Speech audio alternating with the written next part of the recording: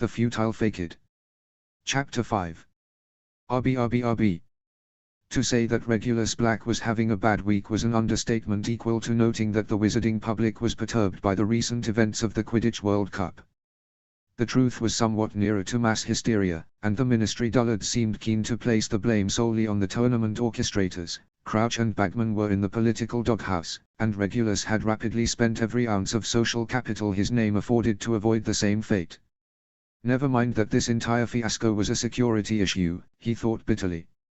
After days of official memorandums and demands of explanation, days of gratingly polite replies that he was only tasked to keep muggles out of the arena and reminders that the structure's wards weren't designed to do anything other than support the physical integrity of the stadium's foundations under normal, predictable live loads, Regulus was ready to blast his own fireplace to pieces if it meant an end to the Undersecretary's belligerent flu calls. No one seemed to care that there was no way for him to anticipate the stadiums needing to be protected from powerful magic. Even if there was, he had not been commissioned to do that. His wards were crafted to repel the occasional bludger, not shelter thousands of people from a terrorist attack. In any case, it had been the Eras who decided to seal so many of the stadium's exits to make security checkpoints more manageable. They assured Regulus' team that the exits would be unsealed after the match's conclusion to facilitate the ensuing exodus. Apparently, the Eras who had been tasked with that particular function had been reassigned in the chaos of the attack. Not that anyone was laying blame at Potter's door. The minister attributed his narrow escape to the Hedera and looked for culpability elsewhere. Now, after a hellish week in the black hole that was the public's disapproving eye, Regulus was summoned to Lord Riddle's side to make a report on his errant nephew. He could not imagine a subject he cared less to discuss with his lord than Rigel Black. The boy was an ambiguous piece on a game board much larger than he seemed to realize. Both sides intended to use him, but, maddeningly, he had a talent for shying just out of reach. Regulus knew Riddle looked to him to exert influence on the boy. He was in Regulus' house, and thus in his sphere of responsibility. Regulus was not under any illusions as to the heir's susceptibility to his machinations, however. He was also nowhere near foolish enough to imagine Lord Riddle would be pleased at this state of affairs.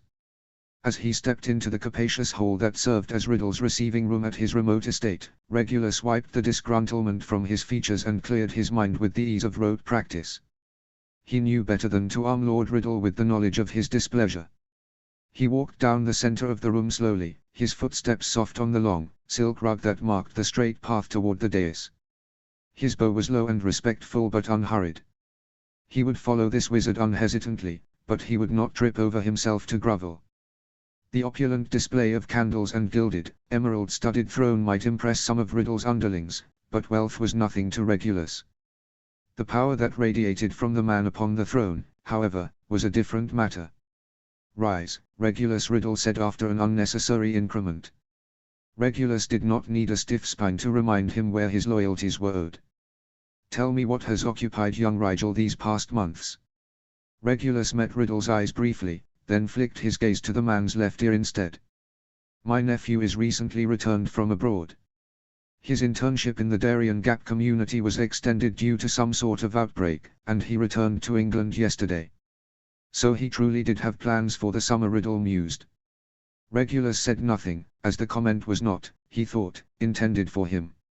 He had to wonder when Rigel might have made Lord Riddle aware of his summer plans, however. As far as he knew, his nephew hadn't seen Riddle since the New Year's Gala, at which point he had not yet secured his internship. "You have not seen him yet, then?" Riddle tilted his head at Regulus, disapproval in his voice. Regulus bit back his first response, which was to tell his lord that he'd been extremely busy over the past week, certainly too busy to fabricate an excuse to visit his elder brother at their family home. His simmering temper and sharp tongue had not ended him to Riddle in the past. Apparently only Severus brought forth Lord Riddle's amusement in that way. "I have not," Regulus admitted evenly. "I have spoken to Lucius, however. His wife has invited Rigel to tea this Saturday afternoon. I may be able to secure an invitation." Riddle cut his hand in a short, horizontal movement that stilled Regulus' lips. "Don't trouble yourself," Regulus Riddle said softly. There was a dangerous smirk tugging across Riddle's face. "I will endeavor to drop in on Lucius that afternoon and gain a first-hand appraisal of the boy." Well done. It was faint praise, but Regulus still felt his shoulders relax without his impetus. Then he remembered the other task he had been appointed and they tightened once more. About R.S. Potter he began. Riddle's eyes sharpened and the smirk dropped as his lips pressed together in mild irritation.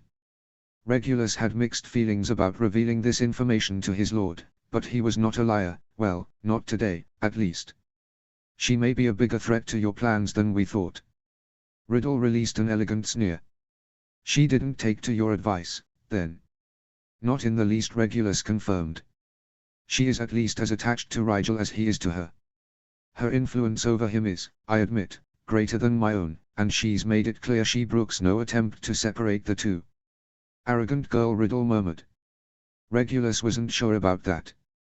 Harriet Potter was stubborn, yes, and certainly spoke above her station, but Regulus didn't think she had an inflated opinion of her power in this particular situation.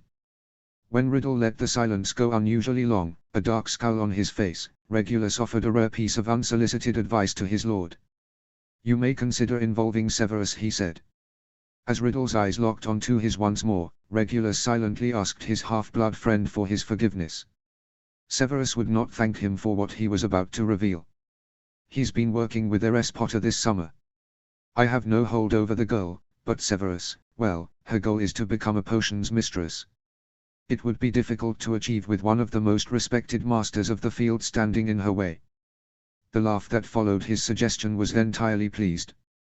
Regulus, your insight never ceases to inspire me. I have been treating this girl as I would a lion, a sharp smack to the nose, and she ought to have flinched. Perhaps she requires a more serpentine approach. Riddle trailed his fingers back and forth on the arm of his chair, his face closed in thought. Yes, he said at last. The girl's ambition will be her downfall. The note of finality in his voice didn't speak well for the girl's chances, but Regulus didn't pity her.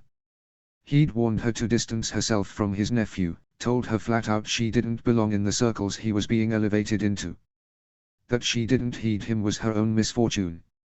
Riddle drew his hands together in a steeple. Over their tips, he said, what of the tournament's preparations? Regulus was taken aback by the question. My lord, you are proceeding with that, in the wake of recent events. He honestly assumed the grand scheme would be cancelled or at least postponed. The wizarding world was up in arms over the travesty of the World Cup. It didn't seem wise to Regulus to present their indignation a large and ostentatious target. I'm certainly not going to write off months of work because a few masked imbeciles decided to lose their minds for an evening, Riddle said sharply.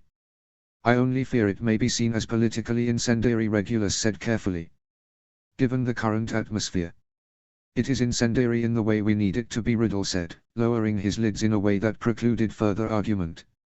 Our spectacle will refocus the community on what is important. It will look reasonable, compared to the manic fanatics at the Cup.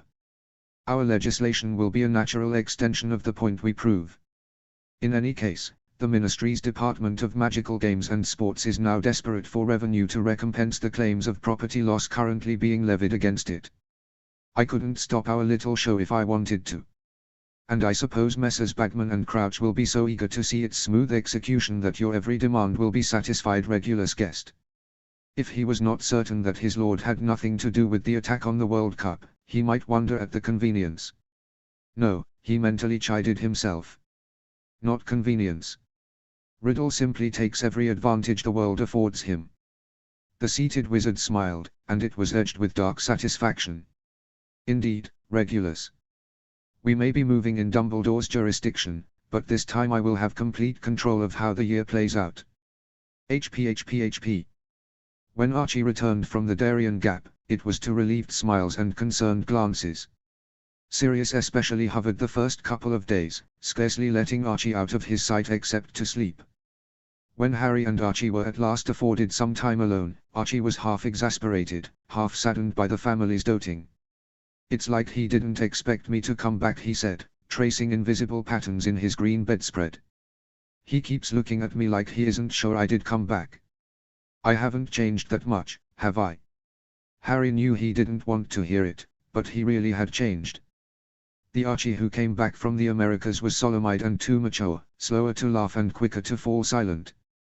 She knew he'd seen a great deal of suffering over the last few months, and she suspected the only reason the stress of that wasn't more visible was because of his metamorphing. Underneath the face that looked like hers, were his features wan and drawn? Were there lines across his brow, bags under his eyes? He gave off an aura of exhaustion, even if his physical form didn't reflect the underlying state. She had to smother her own concerned glances more than once, confident that he would not appreciate her worries. It's not just the internship, Harry reminded him. Sirius can't forget what happened at the end of last year. He's afraid letting you go abroad just after such an experience was the wrong choice. He needs reassurance that you're healing, that so much time away, amidst tragedy and death, hasn't stunted your recovery. Archie sighed. I know, and I understand, but I can't pretend to be carefree and naive just for the sake of it. I can't see what I saw, Harry. So much pain, so much senseless suffering. I thought I understood, after Mum, how short life can be, how quickly it can change. I didn't understand anything. His expression transitioned to something self-mocking that didn't suit her cousin at all. I thought I was living life to the fullest, taking risks to achieve my dreams, but I haven't lived at all. I'm just cautiously creeping through the world, planning every step and every day as though I have thousands left. There aren't any guarantees, Harry. Her eyes widened as he spoke. Was he saying, did he regret their ruse? She had always known, in the back of her mind, that it was a possibility. It wasn't something she'd planned for, however. Archie had always seemed so certain, at least as sure as she had been at every turn. Do you? She swallowed before continuing. Do you want to stop? Go back to being ourselves? Harry ignored the pang in her heart at the very thought. She carefully did not consider why it was not her potions career that flashed through her mind at the thought of abandoning their pretense, but Draco and Pansy, Rosier and Ginny, Professor Snape. Archie looked at her and smiled softly. No, Harry, I wouldn't do that. It's okay, she said, keeping her breathing steady by force of will alone. It's your life, Archie, I've only borrowed it for a little while. Maybe it's time. Maybe we've gone as far as we can. Archie took her hands and pulled her forward until his forehead touched hers. I know you don't believe that, Harry. We aren't through yet. Anyway, I'm not saying I want to quit. I want to do more, Harry. I'm going to take on another specialty this year. Advanced stage disease treatment is still my passion, but I want to learn a wider, more applicable field as well. I want to help as many people as I possibly can. Our ruse has given me this opportunity, but I haven't been taking full advantage of it. That, she didn't know what to say, caught between acute relief and miserable guilt that she was so happy to keep living Archie's life. If you're sure, she said weakly. I'm more certain than I've ever been, Archie said. He pulled away and began to pace the room, growing more animated as he spoke. I want to help you with your potions research. I know there's a way to tailor your invention to the medical realm. I want to go on a long vacation, just my dad and me. I want to teach Addie how to say my name properly. I want to kiss Hermione. I want. Well, she said, startled out of her dazed state. When did you decide that? Months ago, Archie said, waving his hand distractedly. I decided it was too risky to tell her how I felt, but I'm not afraid anymore. Harry thought ruefully that some fear might be a good thing. Was he really planning on starting a relationship with Hermione as Harry Potter? Don't you think you should wait a little longer too? No. No more waiting for me, Harry. Archie's face was alive with the force of his declaration. I'm going to live with no regrets. After a moment in which they stared at one another, Archie blinked and relaxed slightly, a smile tugging at one side of his mouth. Well, maybe I'll wait until we start school again. From her letters, she seems pretty focused on her clinic work right now. Thanks for that, by the way. He scowled playfully at her, and Harry could see a bit of the old Archie still glowing inside him. You're welcome, Harry said primly. After a beat, she added, she's pretty great, your girl. Mrs. Hurst sings her praises to anyone who will listen. She's not my girl yet, Archie said, his smile dopey in its sweetness. Come on, lover boy. Harry stood and looped her arm through his. Let's go see if Sirius wants to toss the quaffle. Archie's face relaxed into solemnness once more, but his eyes conveyed his contentment and gratitude. She bumped him playfully with her hip. He bumped her back, and she knew they would be fine.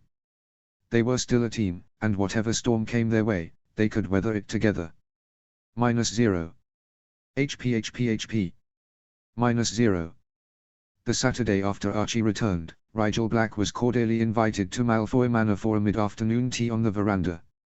Archie gave Harry as thorough a debrief on the subject of his internship as possible, but Harry still felt underprepared to answer detailed questions about the experience. If pressed, she would intimate that she was uncomfortable talking about the suffering she'd witnessed. It felt cheap, but she was not above it. Archie, as Harry, was spending the day at Hermione's house. She hoped he didn't do anything impulsive while there, but her cousin was nearly a grown man and could make his own decisions. She had other things to worry about, in any case. As she prepared to flee from Grimmauld Place, she felt strangely disoriented, and not just because she dreaded using the clumsy form of magical transport. She struggled to put herself in Rigel's mindset, but the mask was harder to don this time. It was like a pair of shoes she hadn't worn in a while, like reacclimating her feet to winter boots after a long summer in loose sandals.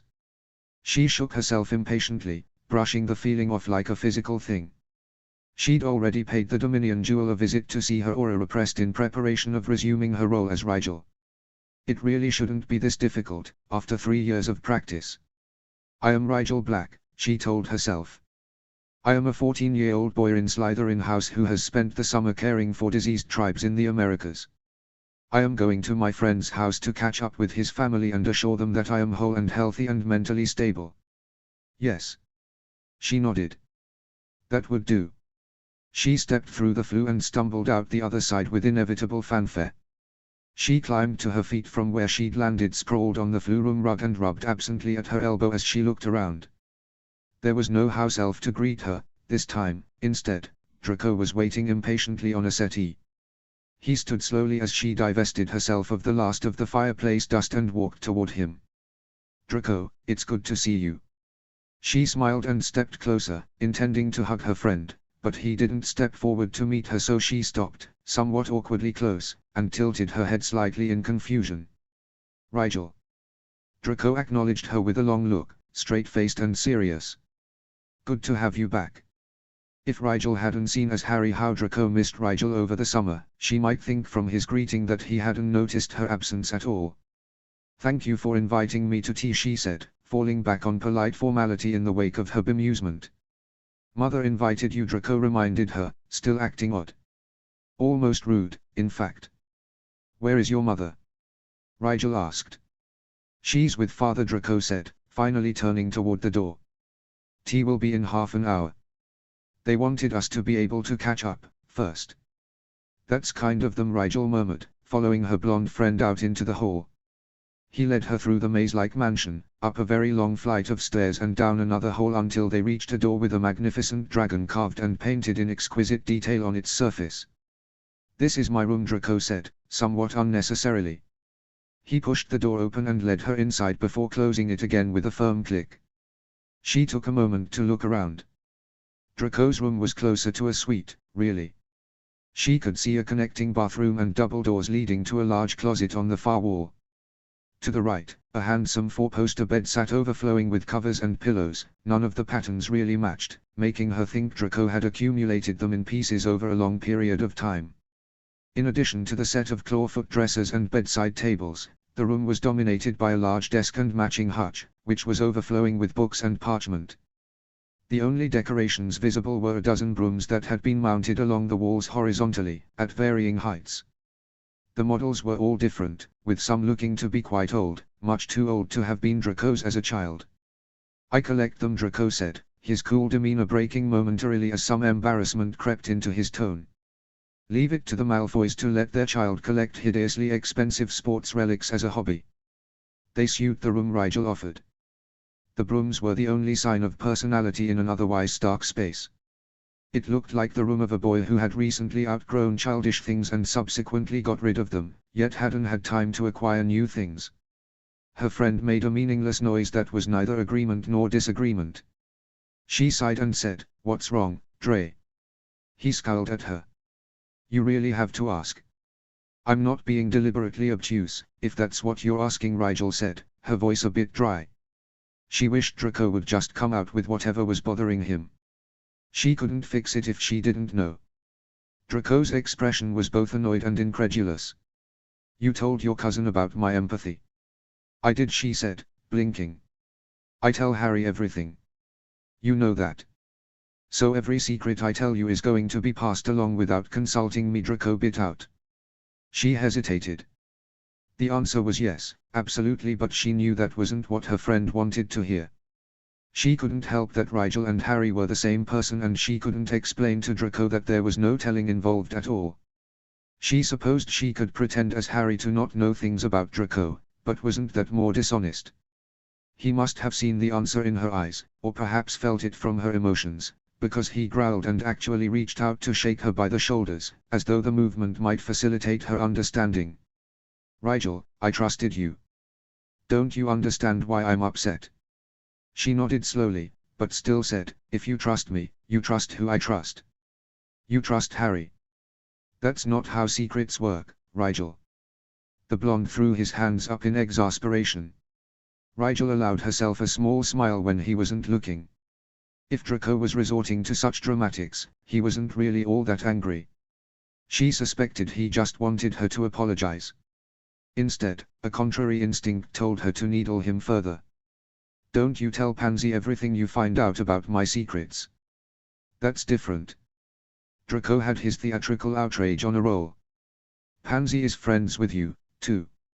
You could be friends with Harry, she suggested, only realizing after she said it that she was half serious. Oh, the longing that simple idea invoked. Impossible, of course, but a worthy fantasy. Here, she said after a moment of allowing him to glower at her unhappily. I'm sorry I told Harry without consulting you. I should have at least warned you that she knew, so that you weren't surprised. I had hoped it wouldn't come up, honestly, but the World Cup is a madhouse. Since I couldn't be there, I wanted someone who could help to be nearby. Harry's occlumency is almost as good as mine. The guilt that rose at the lie didn't even faze her. She had long become accustomed to the gnawing feeling in her stomach. Draco's expression softened, then hardened again in suspicion. Draco was smart like that. Which is it, Rigel? You would tell Miss Potter my secrets regardless, or you did it for my own good? Both. She smiled faintly at him. Then we're back to where we started. Draco rolled his eyes. You're mad at me again, she clarified. Summoning a serious expression, she said, I'm sorry, Draco. Sorry you betrayed me, or sorry I'm mad at you? Draco asked. When Rigel began to smile again, he cut her off with a glare. Don't say both. She closed her mouth but kept her smile. Draco scowled at her lack of repentance. Why is it so difficult to stay mad at you?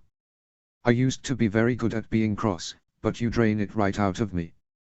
Rigel recalled an evening studying for a transfiguration exam in which Draco had snarled at Theo for breathing through his mouth too loudly. Somehow she didn't think Draco had lost his ability to be annoyed. Her friend's mouth twisted into a dissatisfied moo. And the worst part is I know you haven't agreed to change the thing that upset me in the first place. Somehow I always just end up going along with it. Maybe it doesn't bother you as much as you thought, she suggested, not entirely helpful. Surprisingly, Draco huffed an agreeing laugh. Could be. Your cousin wasn't actually too overbearing about it. The worst part was explaining to father how Potter knew. His silver eyes took on a worried sheen. I told my parents it came up at your dad's birthday party, but I don't think they believed me. Rigel winced inwardly. Draco had covered for her, to preserve Rigel's standing in the Malfoy's eyes at the expense of seeming indiscreet. She did not deserve such friends. That much had always been clear, but it had never ached so much. She knew a more heartfelt apology was warranted, but before she could say anything a discreet pop signaled the arrival of a house elf.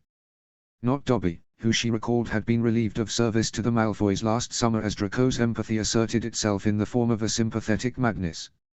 Instead, an older house elf with venerably long ears bowed briefly and said, "Tea is being served on the terrace, young sir." Draco raised an eyebrow that was almost snake-like in its dismissive annoyance. Already. The house elf bowed again, blinking slowly as though to communicate that no additional words were necessary. Right. Draco shooed the servant into disappearing and grimaced apologetically at Rigel. We'd better go directly.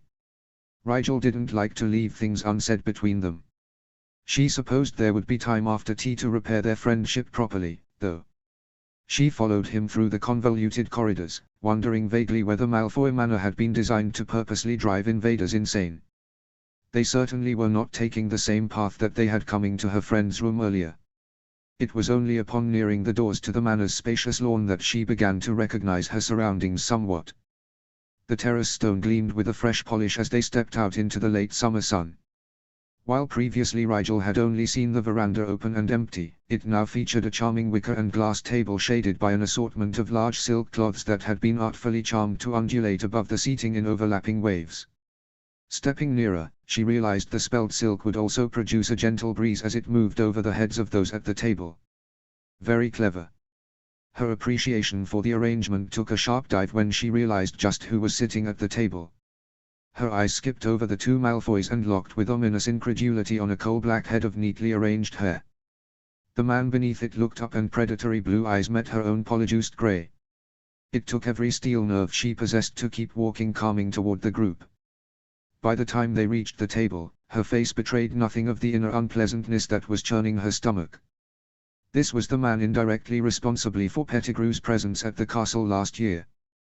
The man who'd set the search for the Dominion jewel into motion, if the words of a deranged kidnapper could be believed. She did believe it, though. A savage sort of satisfaction went through her at the thought that she had foiled him. The Dominion jewel was now beyond the reach of physical reality.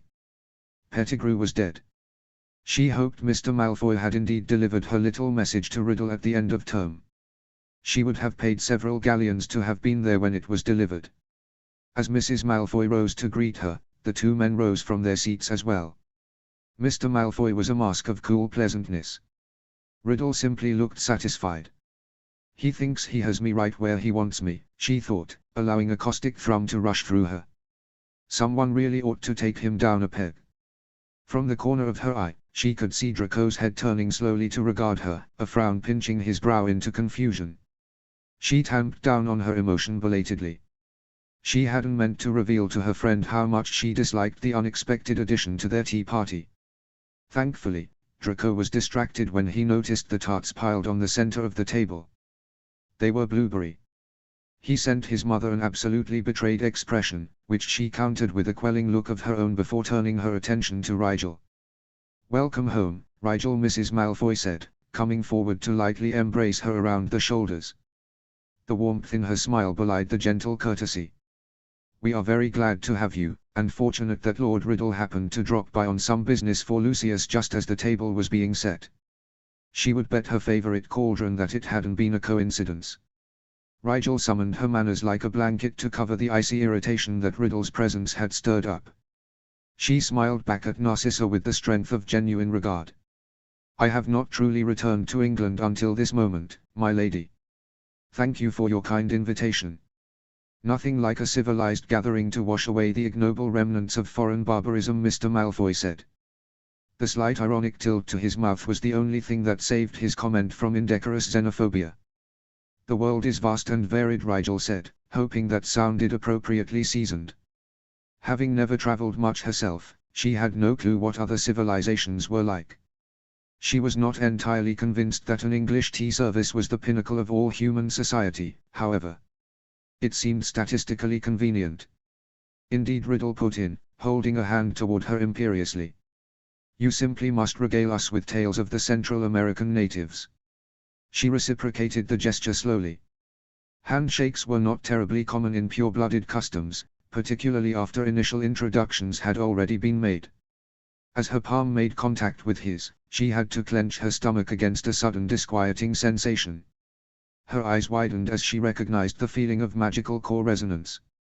She clamped her throat against reflexive bile and broke the handshake quickly. What in Merlin's name was that?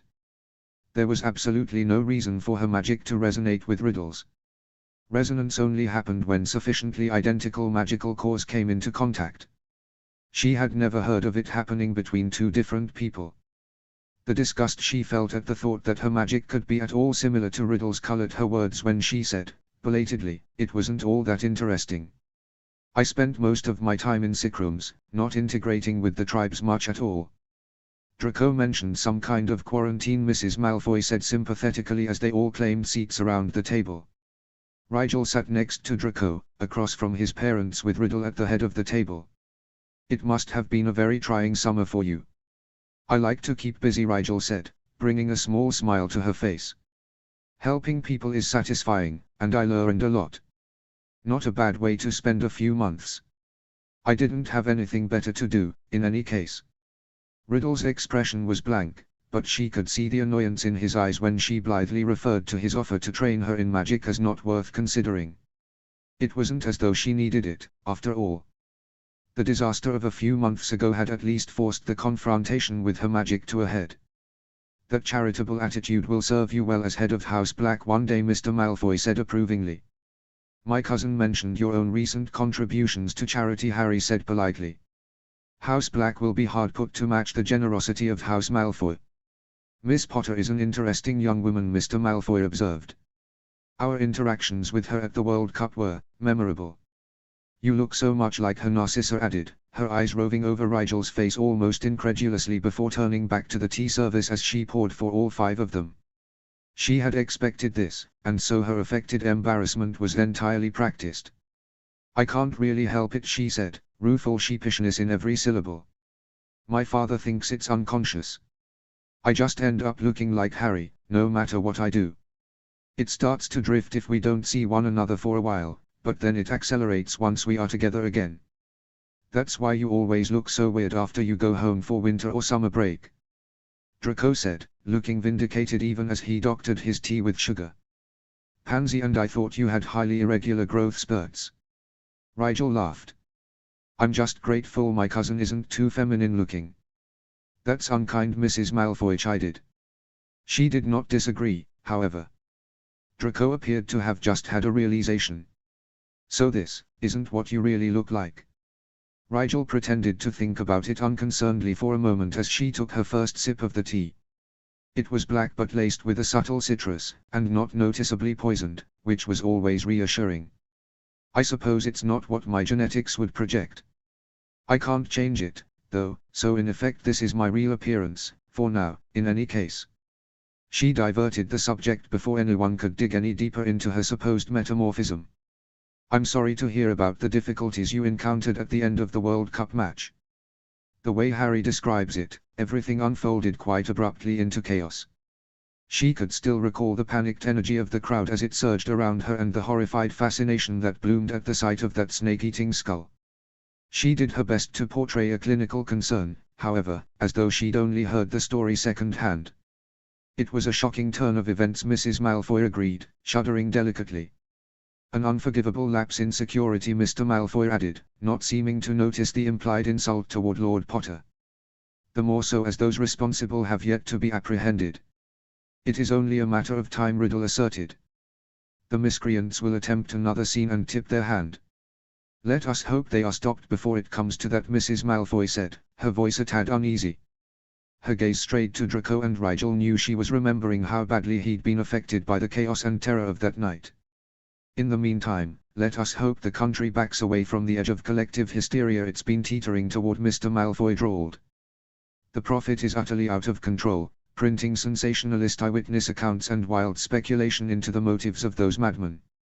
I suppose the ministry is under a lot of pressure to do something about it, Rigel said. Her father certainly looked a lot more stressed when he came home from work these days. There's talk of legislation banning group protests, Mr. Malfoy said. He seemed amused, and Rigel supposed that was because a ban on protests was unlikely to have much effect on the group who made shambles of the World Cup. Likely the only result would be a decrease in people protesting the ministry. That's convenient, Draco said, likely thinking the same thing. What is not convenient is the rash of anti-pureblood sentiment cropping up all over the place, Mr. Malfoy complained. Our agendas are becoming associated with these anti-Muggle radicals, and our legislative efforts have been blocked across the board since the incident. A total standstill on half a dozen projects, with no foreseeable compromise until these ruffians are brought to justice. Riddle gave Mr. Malfoy a quelling look. Mere reactionary nonsense, he assured the other man. It is a question of narrative, and we shall give them a new one, won't we, Lucius? Mr. Malfoy inclined his head in acknowledgement. The public will be distracted soon enough.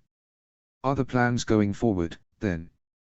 Rigel exchanged a look with Draco, but her friend seemed equally out of the loop. Were they talking about pushing legislation forward?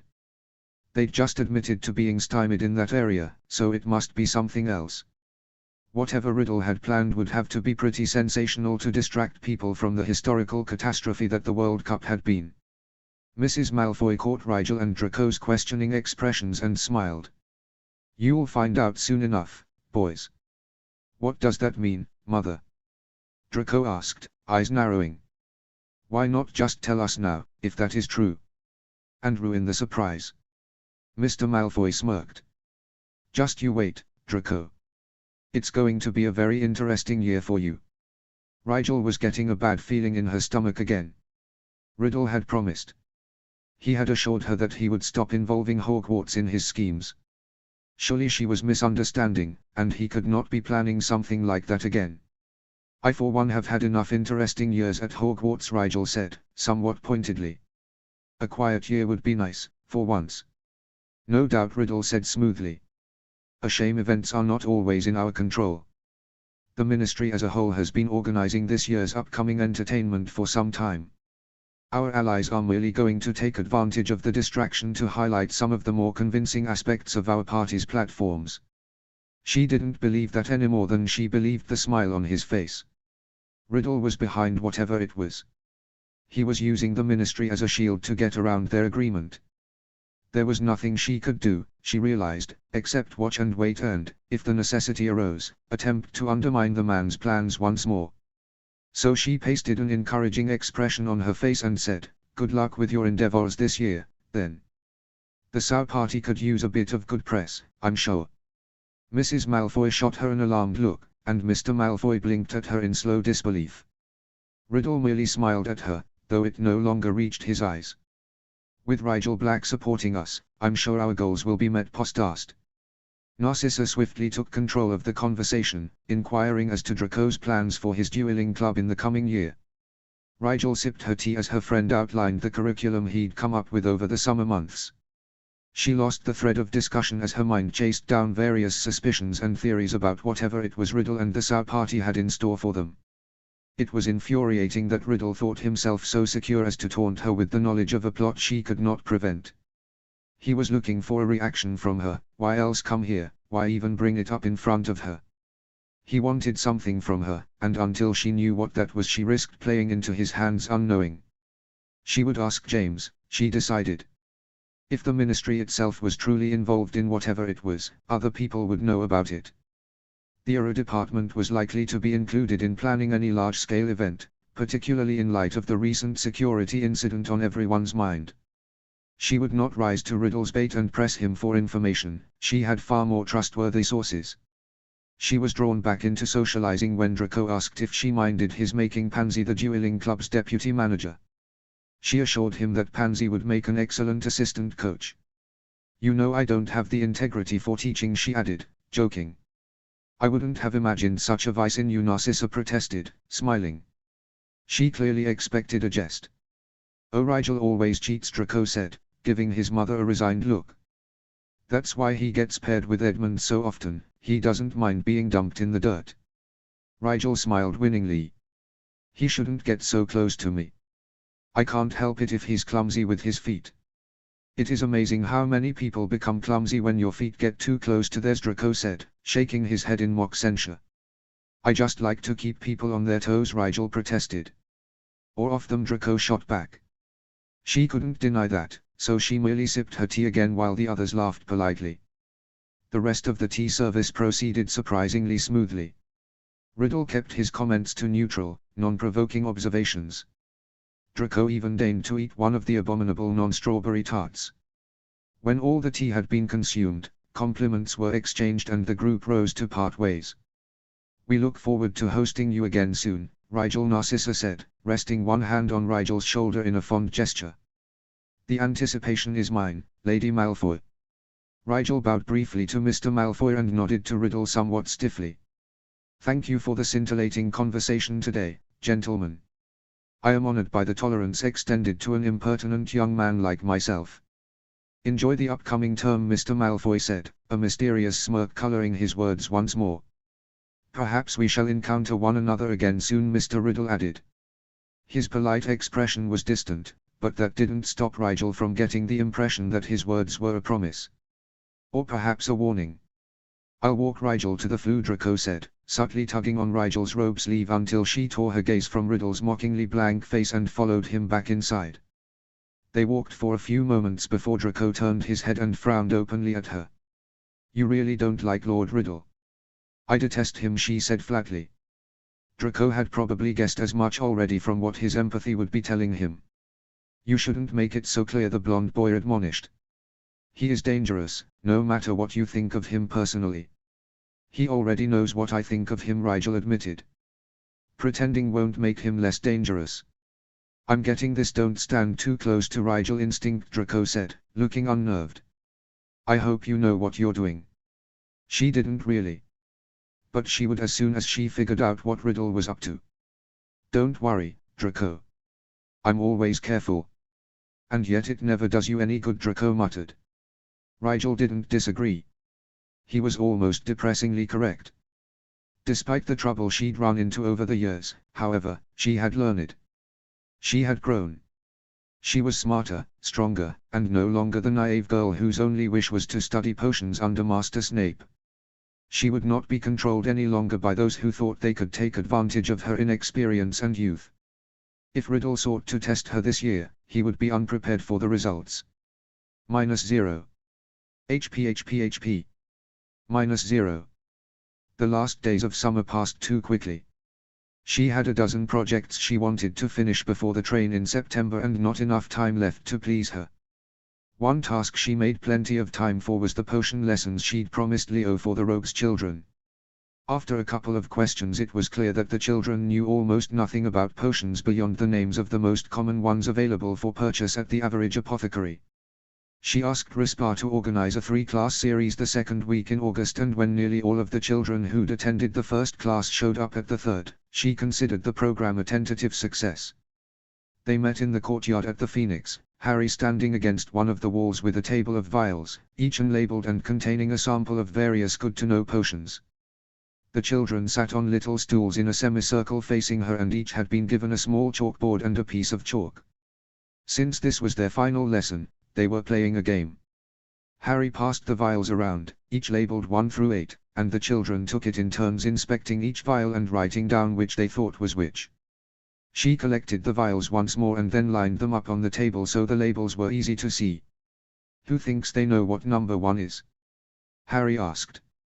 Margot, easily her most eager student, raised her hand high. When Harry pointed to her, the curly-haired girl said, "Cough syrup." "That's right," Harry said, smiling a little. It was actually Weezer's relief, but she wasn't wrong. "How did you know?" "I remembered you said it was thick cores of the honey but red cores of the clover." Margot beamed. "Very good." Harry pointed to the next one. "Who knows what this one is?" "Jason." Jason bit his lip but picked his head up bravely from where he was staring at his chalkboard and guessed. "Is it poison?"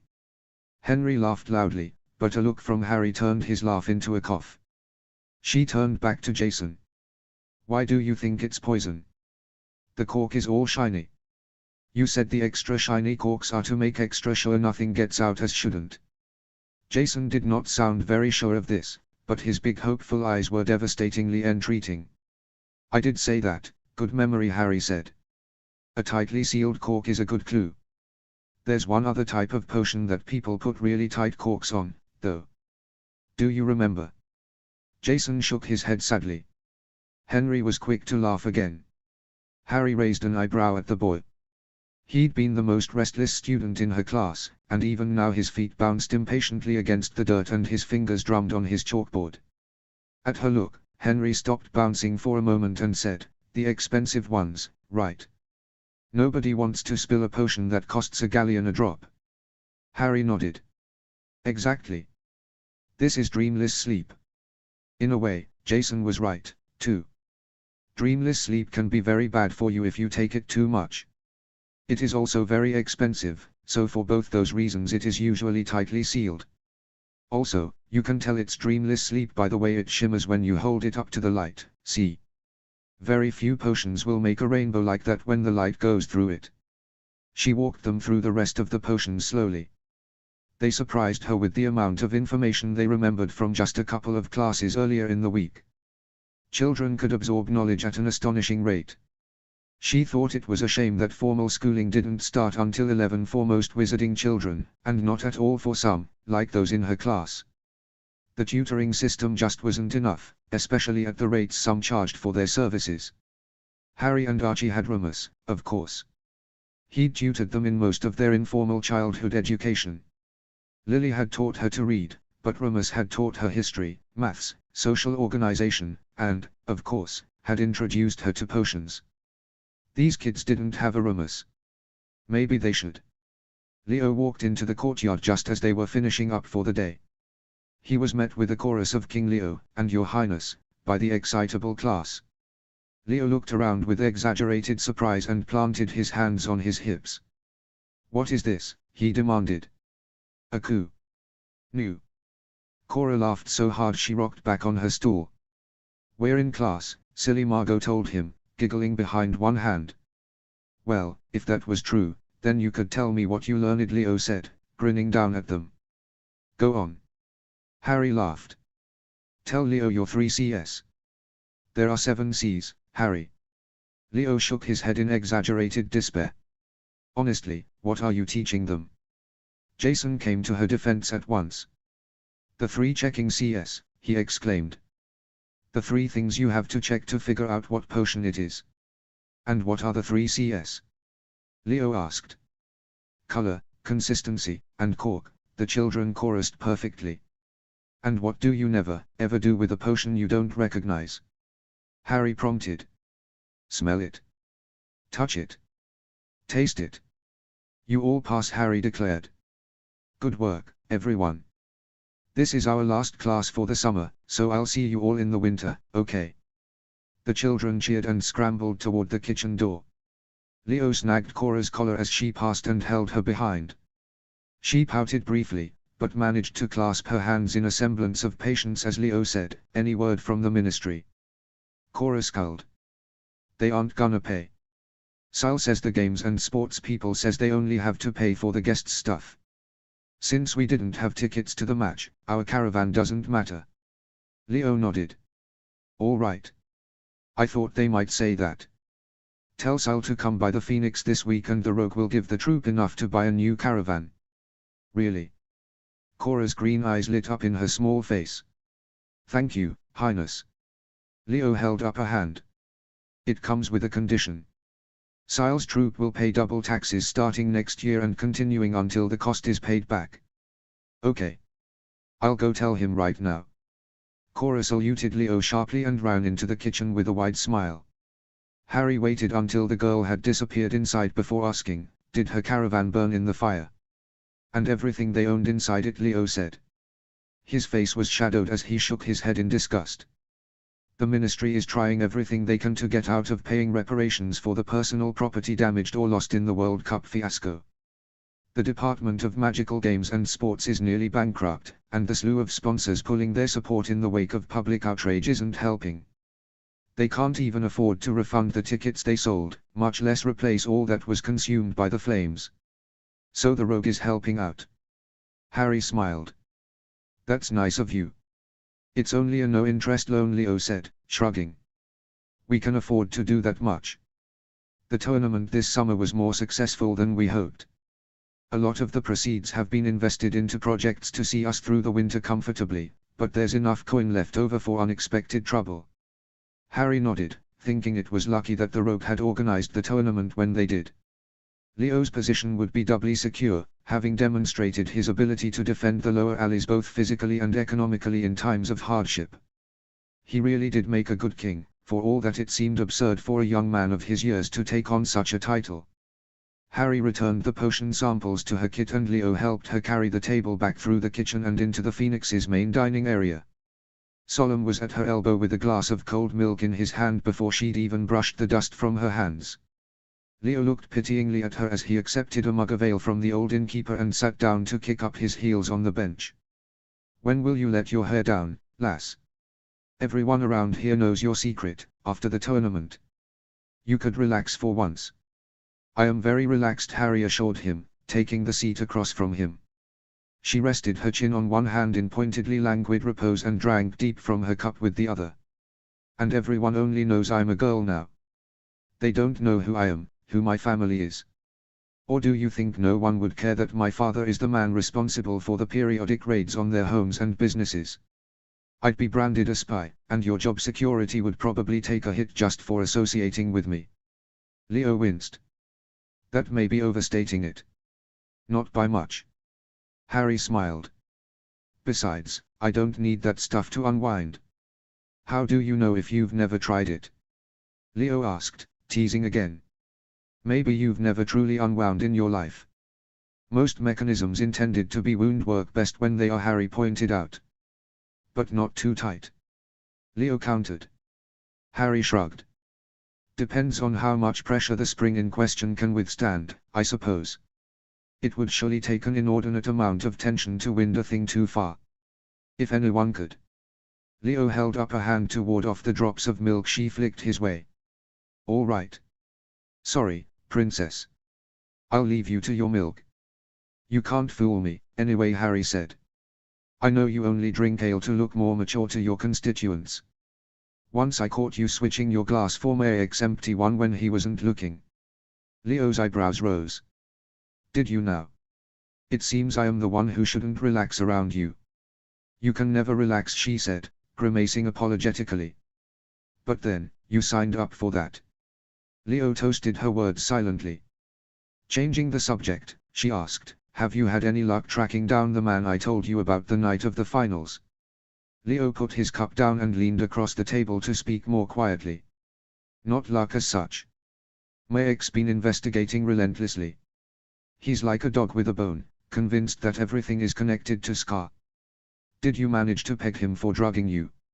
Harry frowned, remembering her friend fighting for his life in such a state. "No proof," Leo said. "One of the lads hired for serving in the Jeweller's Pavilion was gone by the end of the match, but his references turned out to be falsified. Scar hasn't surfaced at all since the match, though that doesn't stop Mayek looking." Harry nodded, falling into a pensive silence as she swirled the dregs of milk around the bottom of her cup. The lower alleys had had their share of difficulties in the last couple of years. Claw. Scar. The masked man recruiting fighters. Was it fanciful to imagine that it could all be connected? Perhaps. Would it be worse if it turned out the events were connected, and they missed it? Assuredly. I could ask my father to look into. Please don't. Leo's gaze was understanding, but firm. Any types poking around down here is more likely to cause us trouble than our enemies. Harry allowed the matter to drop. It didn't mean she couldn't keep her ear to the ground, though. If she had developed one thing over the last 3 years, it was an instinct for secrets. -0. HP. -0. Her evening dueling lessons with Remus had taken a rather intense turn after he'd learned of her participation in the Rogues tournament. When Sirius deigned to join them, Remus stuck with the usual formal style, though he ramped up both the speed and intensity at which he cast. On the evenings it was just the two of them, however, Remus revealed just how many tricks he'd been holding back. Those nights, Harry didn't leave his flat feeling anything less than pummeled. After the World Cup, however, the lessons changed again. Harry was in the kitchen at Potter's place one evening, filling up her water bottle, when her mother came downstairs dressed in the lightweight shirt and shorts she normally reserved for gardening. "Harry," Lily said, smiling a bit awkwardly. "Would it be all right if I come to your lesson with Remus tonight? I've been thinking that it would behoove me to get back into shape, if you don't mind making room for me." Harry blinked in surprise, but nodded. "Of course, Mum. It'll be fun." They flew through to Remus' condo and descended the stairs to the basement. In the home gym they found not only Remus but Sirius and Archie too. Archie laughed at Harry and Lily's surprised looks. "We had the same idea," Aunt Lily, her cousin, said. Harry wondered if hearing about what had happened at the cup had inspired Archie as well, or if it was the fear of Hermione learning that Harry had participated in a tournament that summer. Either way, she was glad of it. The world was not as safe as many people assumed, and Harry knew that better than most. Remus smiled broadly at them all and said, "Ready to warm up?" Harry thought she was the only one who looked appropriately wary at the sandy-haired man's smile turned anticipatory. "Weights or no weights?" she asked. Lately they had been focusing a lot on speed and agility, and Harry almost always had to duel with weighted boots and gauntlets. Remus claimed she would be able to dance out of the way of spells once she took them off, but Harry had been too exhausted by his regimen to test his word. "Let's start with bodyweight exercises, and see how our new charges do," Remus said. So that was his game. Harry now doubted whether they'd get to duel at all. She vividly remembered her first encounter with what Remus considered an adequate starting point. "Harry, you lead. I'll watch everyone's form." She nodded and took a spot on the edge of the clear space in Remus' basement that they used for practice matches. Lily, Archie, and Sirius made a line in the rest of the space and looked at her expectantly.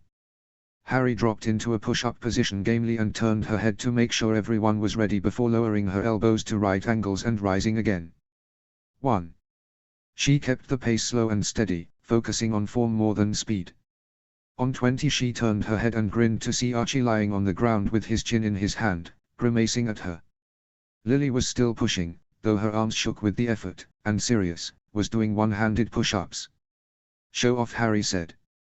"Finish up," Harry, Remus said, shaking his head slightly. "Lily, that's enough for tonight. Try to do as many as you can once a day until you can do at least 40. Archie, did you just stop because you were tired?" "And my arms hurt," Archie said, blinking. "Was I supposed to keep going after it hurt?" "Generally, yes," Remus said, smiling slightly. "It's supposed to be uncomfortable. If you ever get to the point that it isn't hard, you're probably ready to move on to something else." This isn't going to be like Quidditch, is it?" Archie looked resigned, but not too disheartened. "Don't tell me you never did this sort of thing while you were on the house team," Sirius said, laughing at his son. "I know James did while we were in school. Team workouts can't have changed that much." "That was ages ago," Archie said, waving a hand dismissively. "I'm sure it'll come back to me." "What's next?" "Squats," Harry and Remus said together. They exchanged an amused look. In a way it was heartening to see the level at which Archie performed and realize how far she'd progressed. Now they just had to get the others there. After 30 minutes of mildly grueling warm-up work, Remus split their group. Lily with Sirius. "Work on getting back into the rhythm, Lily. Harry and Archie, you're against me." Harry went to the equipment racks and put on her weighted boots and belts.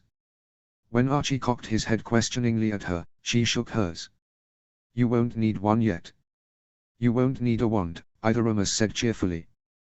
"We're dodging today." Harry suppressed a groan. If she never got hit with another stinging hex, it would be too soon. "Is this going to hurt?" Archie asked, eyeing Harry's slumped shoulders apprehensively. "Only if you're slow," Remus said. "Why do you do this again, Harry?" Archie shot her a puzzled glance. "It isn't fun at all." "Oh, I don't know," Harry said, pretending to think about it. "Remus seems to have fun. This is punishment for spending the summer in the Americas, isn't it?" Archie sighed as he faced off next to Harry against their uncle's wand. "Think of it as a reward for a lifetime of indolence," Harry suggested, shifting her weight to her toes and widening her stance. "A lifetime? I'm 14. Archie protested. "Pay attention." Remus barked. 2 stinging hexes left his wand and there was no more time for banter. When they wrapped up for the night, sweaty and, in Harry and Archie's case, nursing a number of tender spots, the two cousins exchanged a wordless glance and deliberately hung back while Lily headed for the stairs. "I'll meet you at Grimmauld Place for dinner," Harry told her mother. "Got to ask Remus something real quick." Lily smiled tiredly and thanked Remus and Sirius before fleeing home, presumably to shower and change for supper. As Sirius finished stretching and made his own move toward the stairs, Archie cleared his throat and said, "Dad, could we, talk to you two for a moment?" Sirius raised his eyebrows and looked curiously at Remus, but the werewolf simply shrugged. "Don't ask me," Remus said shrewdly, eyeing Harry and Archie's two innocent faces. These two seemed to have something besides dueling on their minds. "As you know, Harry and I are starting our 4th year in school," Archie said. "Many witches and wizards our age are coming into magical gifts and family magic, and it's a great time, developmentally speaking, for us to begin training in more advanced magic." "Is that so?" Sirius had a lazy grin on his face, but appeared to be humoring them so far. "Oh yes," Harry said, earnest hope just shining from her wide eyes. "Archie and I have been thinking that it's high time we began honoring the family tradition and really growing into our place as the next generation of marauders." Remus was looking at her with dawning suspicion. "Harry, this better not be about. Please teach us to be animagi," Archie cried. He fell to his knees before Sirius, arms clasped over his head in a facsimile of prayer. Belatedly, Harry sank to her own knees and smiled winningly up at her uncles, though Remus' frown was not encouraging. "Please, Uncle Remus, Uncle Sirius. We want to make you proud. I'm sure Archie and I are up to the challenge." Sirius was beginning to frown, too. Animagus training is tricky stuff. Not to mention dangerous. "Which is why we didn't want to start looking into it on our own," Harry said quickly. "That would be irresponsible when we have two competent adults to supervise our training." Remus reminded her sternly. "And don't think we haven't noticed that you chose to ask us after your mother left the room. James and Lily are going to be a hard sell on this," Sirius admitted. At the look Remus shot him, he held up his hands. "I'm not saying yes. But if we did." "We are not. If we did, James probably shouldn't find out right away," Sirius said, blinking innocently at Remus. "I mean, it's his job to arrest them if they succeed." "Sirius, you cannot be considering this." Remus was visibly exasperated. "They are too young. James and Dad were our age when they did it," Archie helpfully reminded him. "And they were incredibly irresponsible," Remus said. "I cannot in good conscience be a party to this." Archie stood slowly and Harry followed suit. With another silent glance they both smiled and began nodding reluctantly. "We understand, Uncle Remus," Archie said. "Sorry to worry you. We'll shelve the idea for now," Harry added. They collected their towels and water bottles and headed up to the flue. Their first attack had been a failure, but that didn't mean they were giving up. They would just have to approach Sirius on his own. The loss of Remus' support wasn't ideal, but in the end it was Sirius who had the actual animagus experience. Remus was brilliant at magical theory, and probably would have good understanding of the process, but Sirius' insight was what they really needed. They could be patient. It was practically in their nature, by now. -0. HP. -0. Cray was running through her protection potion. She refused to call it Potter's portable protection potion no matter what the glaringly lurid posters advertising it in the Serpent's storeroom windows proclaimed, as if the world was running out of wordsmiths. The base it relied upon was one of the simplest potions in existence. A second year could brew it, she didn't doubt. Still, her ingredient kit was not bottomless, and weeks of experimenting combined with a shocking rise in recent sales meant she needed to restock her lab with basics. She set out for Tate's mid-morning, planning to get her shopping done by noon and miss the lunch rush. She had a couple of things on backorder that might not be ready until later in the day, but more often than not Tate overestimated the time it would take to fill. Her potions kit hung from her shoulder, as it would be easier to stock her new purchases straight into the expanded compartments rather than lug them all home in bags. Jason waved at her shyly from Elops and she waved back with a smile. He was a good kid, though she doubted he'd ever be particularly gifted at potions. None of the children she'd been instructing in the alleys had a real flair for the subject, but then the same could be said of her classmates at Hogwarts. Potions wasn't a subject that drew many people to it on its own merits. She stepped into Tate's shop and paused for a moment to just inhale the smell of earth and preservatives. Not a pleasant smell by most standards, but Tate's was a home away from home for her and had been since the first time she sneaked away to explore it while her uncles were mooning over a quality Quidditch display. It seemed much smaller, now, the shelves no longer intimidating shrines to the exotic but rather as familiar to her as the halls of Potter's Place. She plucked a basket automatically from the stack on her way toward the sale shelves. Plenty of ingredients were still useful even after they'd lost the blush of life and become brittle or even brown. Some things had to be fresh to be potent, but for others the magic lingered even in the early stages of decomposition. Besides, if they weren't purchased they'd be used as compost, a waste. She took a bundle of the ginseng almost reflexively. She had plenty in her kit. Still, though, the Queen Anne's lace looked all right, too. She took a disposable napkin from the pile kept on the shelf for the purpose of casual handling and turned the small clusters to check for rot. Satisfied, she stacked any bundles with a good amount of flowers in her basket. On the fifth bundle, her hand froze and she narrowed her eyes at the little white flowers. They looked very similar to the rest of the plants, and yet, there was just a hair too much space between the petals. It was hard to tell because of the way they'd been tied together, but the umbels also didn't look quite right in the way they branched. Harry scoured the shelf and pulled out one other suspicious-looking bundle, carefully using the napkin to protect her skin as she carried them down the aisle and over to the front counter. The proprietor wasn't there, so she called, "Mr. Tate. Do you have a minute?" A cheerful voice called out from the back room. "Just a moment." She'd just set her basket down when Tate rounded the doorway behind the counter, wiping his hands on his apron absently. "Miss Potter. My favorite little customer." "Not so little anymore," Harry reminded him. Tate waved her words aside with a smile. Today his curly brown hair was escaping its ponytail in every direction. He looked energized and his brown eyes creased at the edges as he said, "Guess who else paid me a visit today?" Harry shook her head, bewildered. Tate raised his voice toward the back room. "Boy, leave those fangs alone and come say hello to your friend." "We're not friends." Harry recognized the elegant drawl and suppressed a groan. Her day had been so promisingly uneventful. Silam Lestrange appeared behind the counter as if he had every right to be there, never mind that the last time she'd seen him in the apothecary he'd been storming out of the place. "Lestrange, always a pleasure," Harry said, summoning a smile with only a little effort. "The lad's finally come to pay his tab." Tate clapped Lestrange on the back and positively twinkled at him. Harry felt her eyes go wide and wondered if anyone had ever touched Silam Lestrange with so much familiarity. The handsome boy certainly looked a bit like a dog trying not to bite the hand that fed it. "Indeed," Lestrange said, scarcely a sniff detectable in his voice.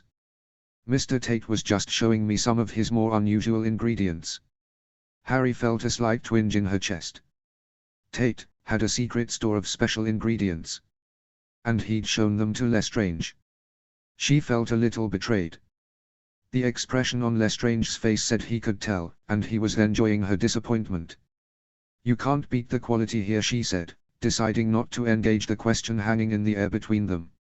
"Yes, well." Tate at least looked a bit uncomfortable. "Every so often I come across an oddity that doesn't much appeal to mainstream bros, so I just keep it off the shelves until someone with a particular interest happens to drop by." Harry read the truth in Tate's worried brown eyes. He had ingredients of questionable legality or morality in the back.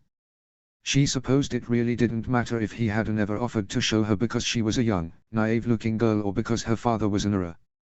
Either way, she likely wasn't going to get to see them today.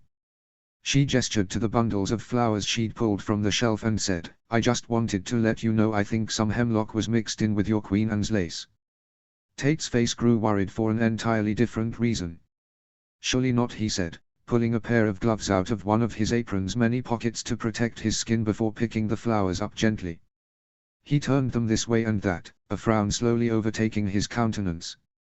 "It's difficult to tell with the stalks and leaves cut off," he muttered. Harry nodded. Most of the obvious differences between the two lay in the lower parts of the plant.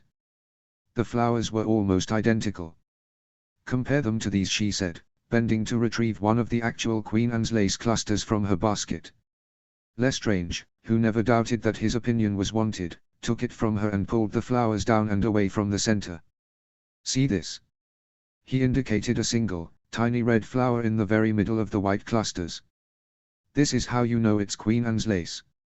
Like a drop of blood in the center." Tate untied the suspect flowers so that he could better pull their umbels apart.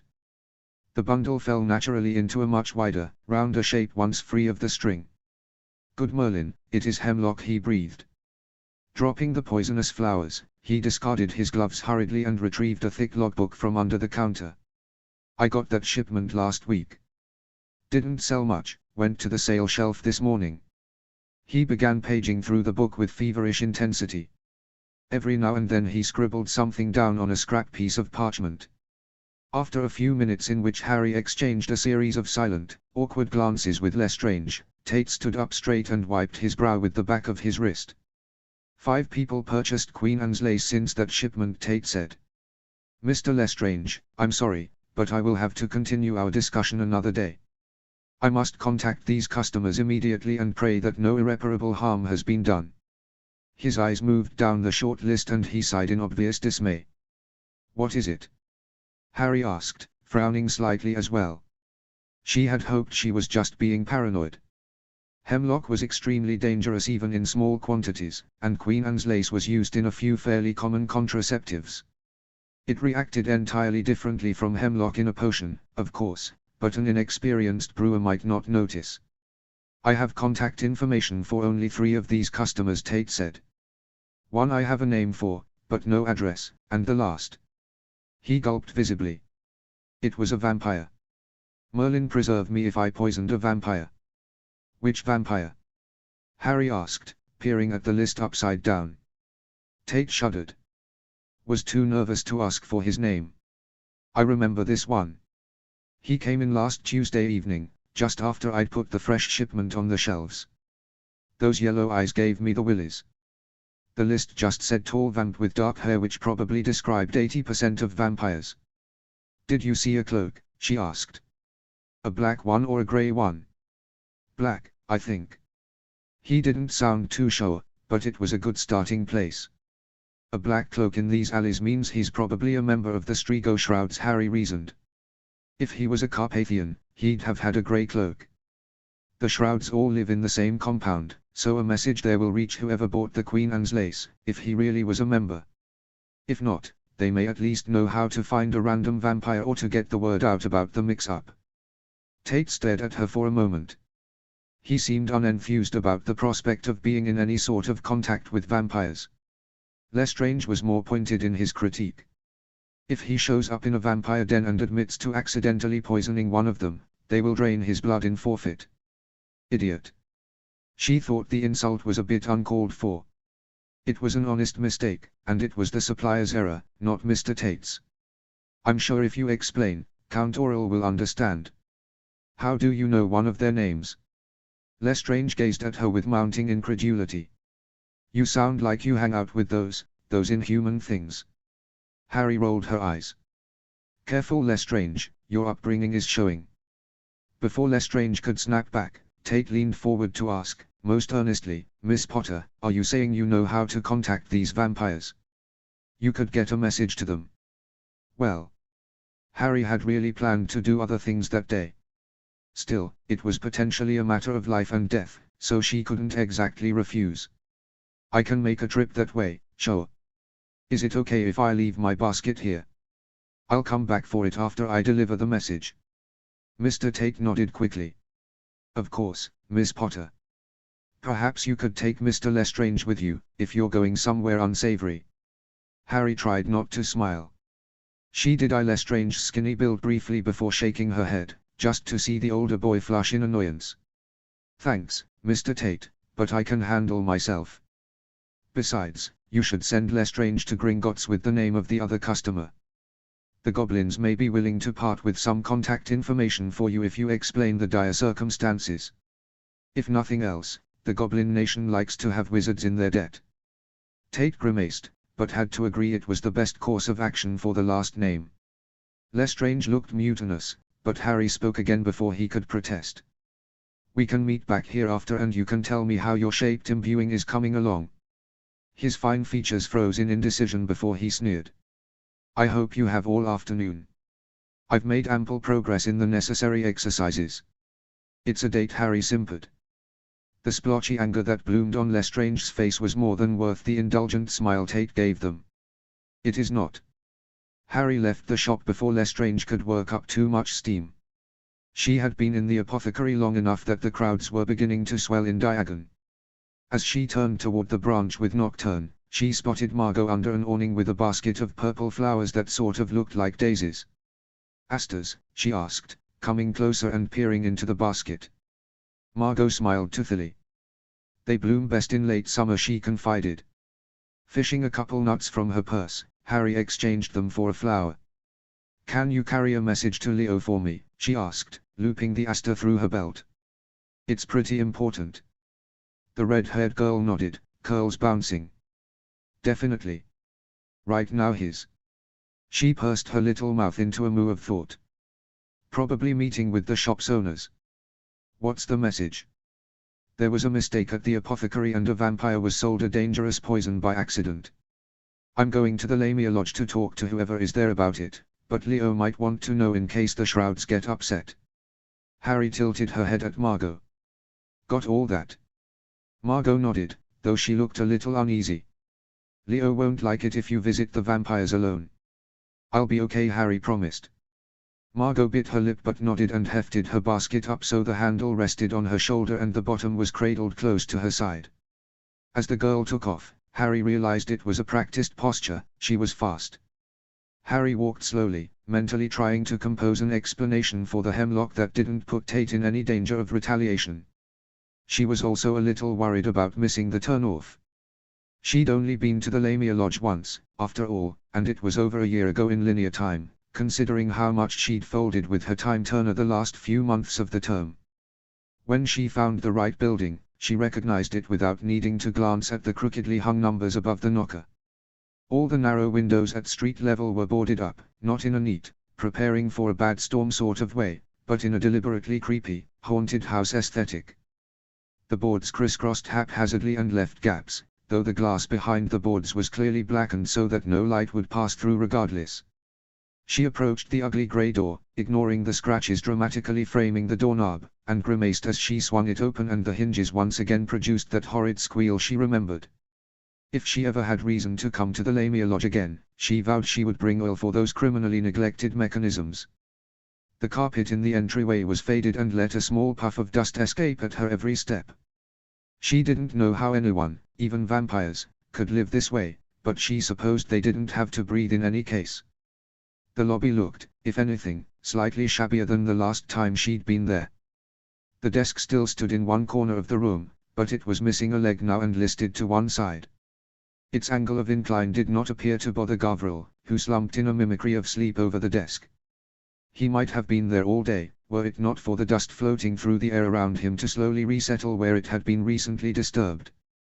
"Good morning, Mr. Gavril," Harry said. She waited patiently as the thin vampire roused himself with exaggerated lethargy. His long, flat hair parted around his waxy features as his head lifted, and his black eyes finally latched onto her with a faintly surprised expression. "It's you," he breathed, his voice both a rasp and an echo.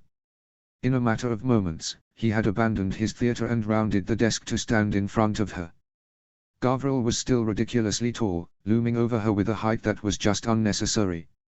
Leaning down to inspect her, he said, "Wearing your young skin today. At least you smell better than last time." Harry didn't bother answering his implied inquiry. It wasn't any of his business why she had taken an aging potion while she stayed at the lodge. "Alas, I cannot say the same for you, sir." As she expected, the vampire laughed. Gavril found endless amusement in the world. She pointedly did not eye his gleaming fangs as they flashed in the dim lighting. "Have you come to stay with us again, child?" Gavril looked almost hopeful, though she told herself she was imagining it. "Irina will be so glad to see you." "Don't put words in my mouth, Gavril." The red-headed vampiress herself appeared at the head of a staircase that led down to a lower floor. Today her deep red locks drifted in soft waves behind her as she moved unhurriedly to join her mate. "You again? Don't tell me this is your preferred vacation destination." Harry shook her head. "I've actually come to speak to Count Aurel. It's a matter of some urgency." "Nothing is urgent to us," Irina said, her low voice unconcerned. "It may be a matter of life and death," Harry said, frowning slightly. "Come to think of it, could vampires be poisoned?" Even if not, they surely wouldn't appreciate a perceived attempt, she reasoned. How interesting. Gavriel turned his head at an unnatural angle, presumably to better observe her blank expression. Unfortunately for you, the Count is not here. She nodded her understanding. Then perhaps you could help me, Mr. Gavriel. You are his deputy, right? By the way, the two vampires sank into eerie stillness at her words. She thought perhaps that was not the sort of thing that random humans were supposed to know. Before she could wonder whether her chances of being eaten had just risen sharply, she heard the awful, cringe-worthy screech that signaled the front door to the hotel opening. Harry turned around to see Leo stepping briskly into the lobby and couldn't prevent relief from softening her posture at the sight of his confident stride. "Harry, there you are," Leo said, smiling in a way that was just a tad practiced. "I wondered if you would go ahead without me." Gavriel drew back ever so slightly from where he'd been hovering over her. "You neglected to mention that your business for the Count was from the rogue." "I was just getting to that." Harry's smile was sweet as Leo came to a stop beside her. Irina flashed a single fang at her in a returning smile. Harry made a mental note that vampires didn't like surprises. Leo's hand on her shoulder made her jump slightly, so focused had she been on the vampiressa's vaguely menacing smile. "Why don't you tell them why we're here, Harry?" She relaxed into the story she'd rehearsed mentally on the way over. "I happened to be in the apothecary on Diagon this morning when Mr. Tate discovered that he'd received a duplicitous shipment the week before. What had been sold to him as Queen Anne's lace actually had a small amount of hemlock mixed in. He was quite concerned for his customers' safety, and began contacting anyone in his logs who had bought the tainted shipment at once. Unfortunately, he did not have contact information for a male vampire who patronized his shop last week. Mr. Tate recalled that he wore a black cloak." She eyed the black fabric draping around the two vampires meaningfully.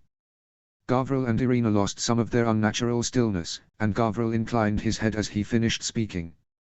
"So you've come to look for him here?" "We wanted to ensure that your coven was informed of the mistake at once," Leo said. "I would hate to see a vampire caught up in an accident if it could be prevented. And it would be a shame if the mistake were discovered by Count Aurel later, and offense taken at the carelessness of this man," Gavriel said. She thought she could detect a small hint of amusement in his eyes despite the grave tone of his voice. "Just so," Leo said pleasantly. "There are many vampires in our coven." Irina sounded unenthused. "Are we to question them all?" Gavriel's thin shoulders floated upwards in a shrug. "The Count will want this settled before he returns." Turning to Harry, he asked, "Did Mr. Tate happen to recall anything else about this vampire?" She cast her mind back and reeled in the memory easily. Dark hair, yellow eyes. The vampires exchanged a wry look. "Must be," Gavriel said, his breath escaping on the words almost reluctantly. Turning back to Harry and Leo, he said, "The vampire you seek is indeed here. Would you like to speak to him directly?" "I would appreciate the opportunity to issue a personal apology," Leo said agreeably. "Come this way." Gavriel led them toward the staircase as Irina took a seat on the dusty front desk. Harry supposed she would be watching the door. As they reached the first stair, Harry couldn't help asking, "Isn't the kitchen down this way?" She dreaded to think of the consequences had the vampires been cooking with hemlock. Gavriel tossed his head back in a laugh that reverberated around them unnaturally before fading. "We aren't going to eat you, if that's what you're worried about." "I wasn't," she muttered, though perhaps she should have been. Leo cast a reassuring look over his shoulder at her.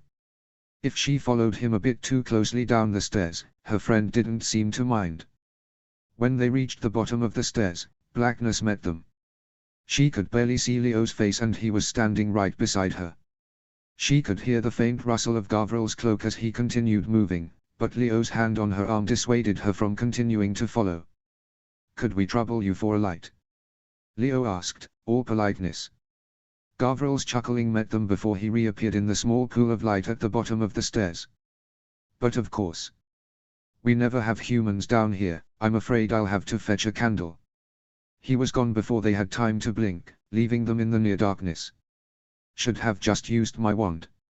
Leo huffed, and it was an exasperated noise. "I can't believe you came in here without me." "I didn't know you were coming," she said softly, well aware that any vampires around would be able to hear them anyway. You thought when Marga ran into my meeting with the business association and started babbling about vampires and poison and you that I would, what? Nod my head and go back to the discussion on grocery subsidies. She couldn't see his expression clearly, but the incredulity came across in his voice just fine. She admitted that, if she really thought about it, there was no world in which Leo would have stayed away. Thank you for coming, she said after a pause. She certainly wouldn't rather be standing in the dark in a vampire's basement by herself. I'll always come when you're in trouble, Leo said. There was nothing but honesty in his voice. Harry had to smile. I wouldn't say I was in trouble. You were. She jumped as Gavril's voice sounded just over her shoulder. His laugh told her the vampire had definitely seen it. With careful dignity, Harry turned her head slowly to glare at where she assumed the vampire was hiding in the shadows. That's mean, she told him. The vampire only laughed again. There was the swish of a match and then a small flame bloomed into existence. Seeing the vampire's face lit from below by the flickering candle, Harry wasn't sure whether the light was a mercy or not. Gavril looked distinctly alarming with his bone structure thrown into sharp relief.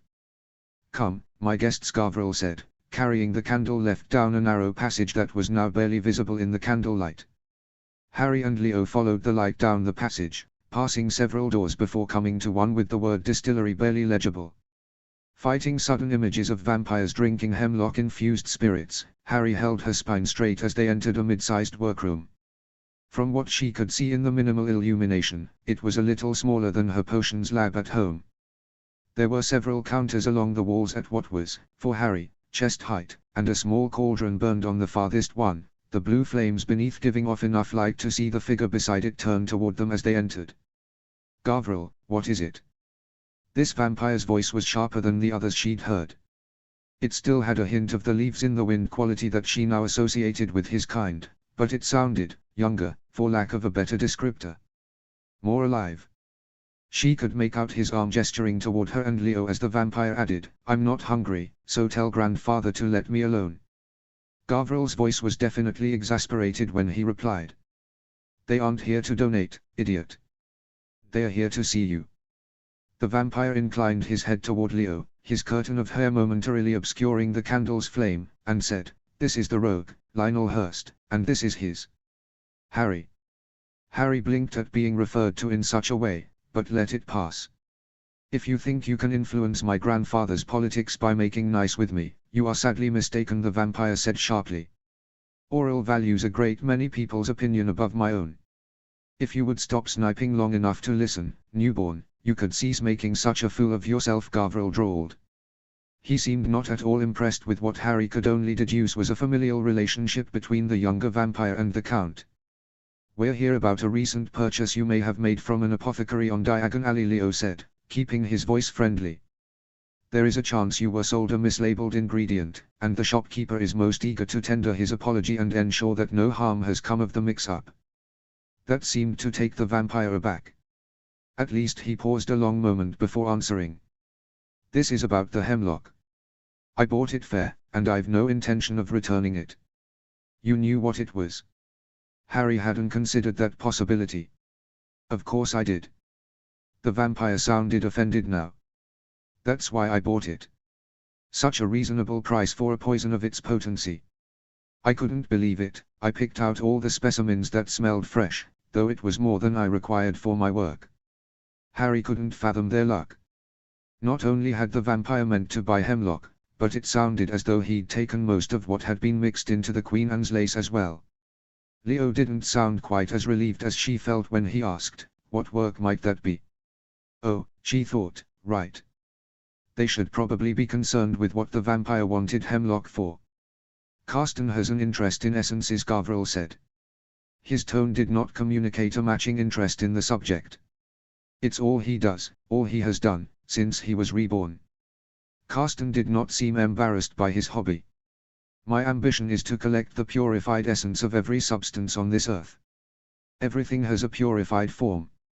I must continually perfect my techniques to increase the potency of my collection. This decade I am focused primarily on toxins, poisons included.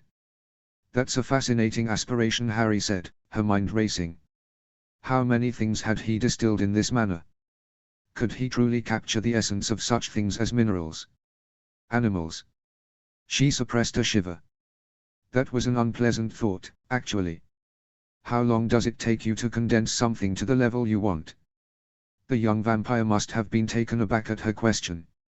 He was somewhat hesitant in answering, though his voice gained momentum as the explanation was related. It depends on the substance in question. Some specimens can be quite resistant. A tetrodotoxin secreted by red salamanders, for instance, gave me some trouble several years ago, as it is particularly resistant to heat. Harry muttered, nodding along. She had looked into neurotoxins back in her first year at Hogwarts, after the incident with Lee Jordan. Yes, the vampire agreed, a slight excitement to his tone. As you can see, I finally succeeded, but it required alternate methods of separation. He had moved an arm to gesture to something behind him, but she couldn't make it out in the dim lighting. I'm sorry, I can't actually see, Harry said, regretful. Ah. Carsten said. There was an awkward pause. Gavril, would you allow this human use of her wand for a moment? Just so she can see my work. Gavril sounded long-suffering as he said, go on, then. Make yourself a light. I've got it, Leo said firmly.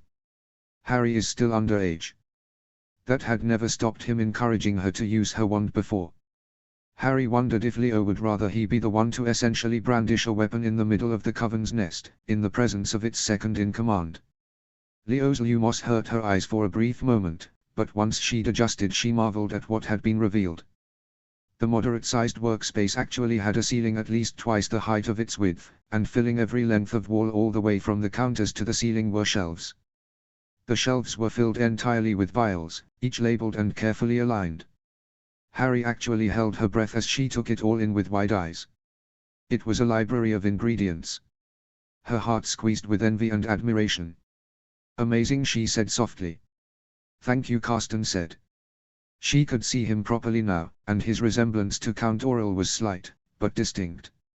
He had yellow eyes, and his hair was cropped close to his head, but the color, she thought, was similar to that of the ancient vampire she'd met in the Dancing Phoenix. I have made good progress since my turning, though I still have far to go. She looked at the vials again and realized they weren't ingredients, they were essences. Every vial was a substance the vampire had already distilled down to its purest, most potent form. Her respect for him rose, as did her wariness. Who knew how many dangerous things sat, unassuming, on the shelves around them? It's a very impressive collection, she said, honestly amazed that a library like this existed. Yes, and we're very glad to know that you purchased the hemlock knowingly, Leo said. He glanced at her as he added, since there's no harm done, we can put this incident behind us. Certainly, Gavril said, quickly seizing on Leo's rather obvious retreat. If everyone is satisfied, I will escort you back upstairs. The Count will be very grateful that you took the time to personally see to his grandson's well-being. He started toward the door, and Leo followed. Harry. Leo gave her an insistent look, and Harry withheld a sigh of disappointment.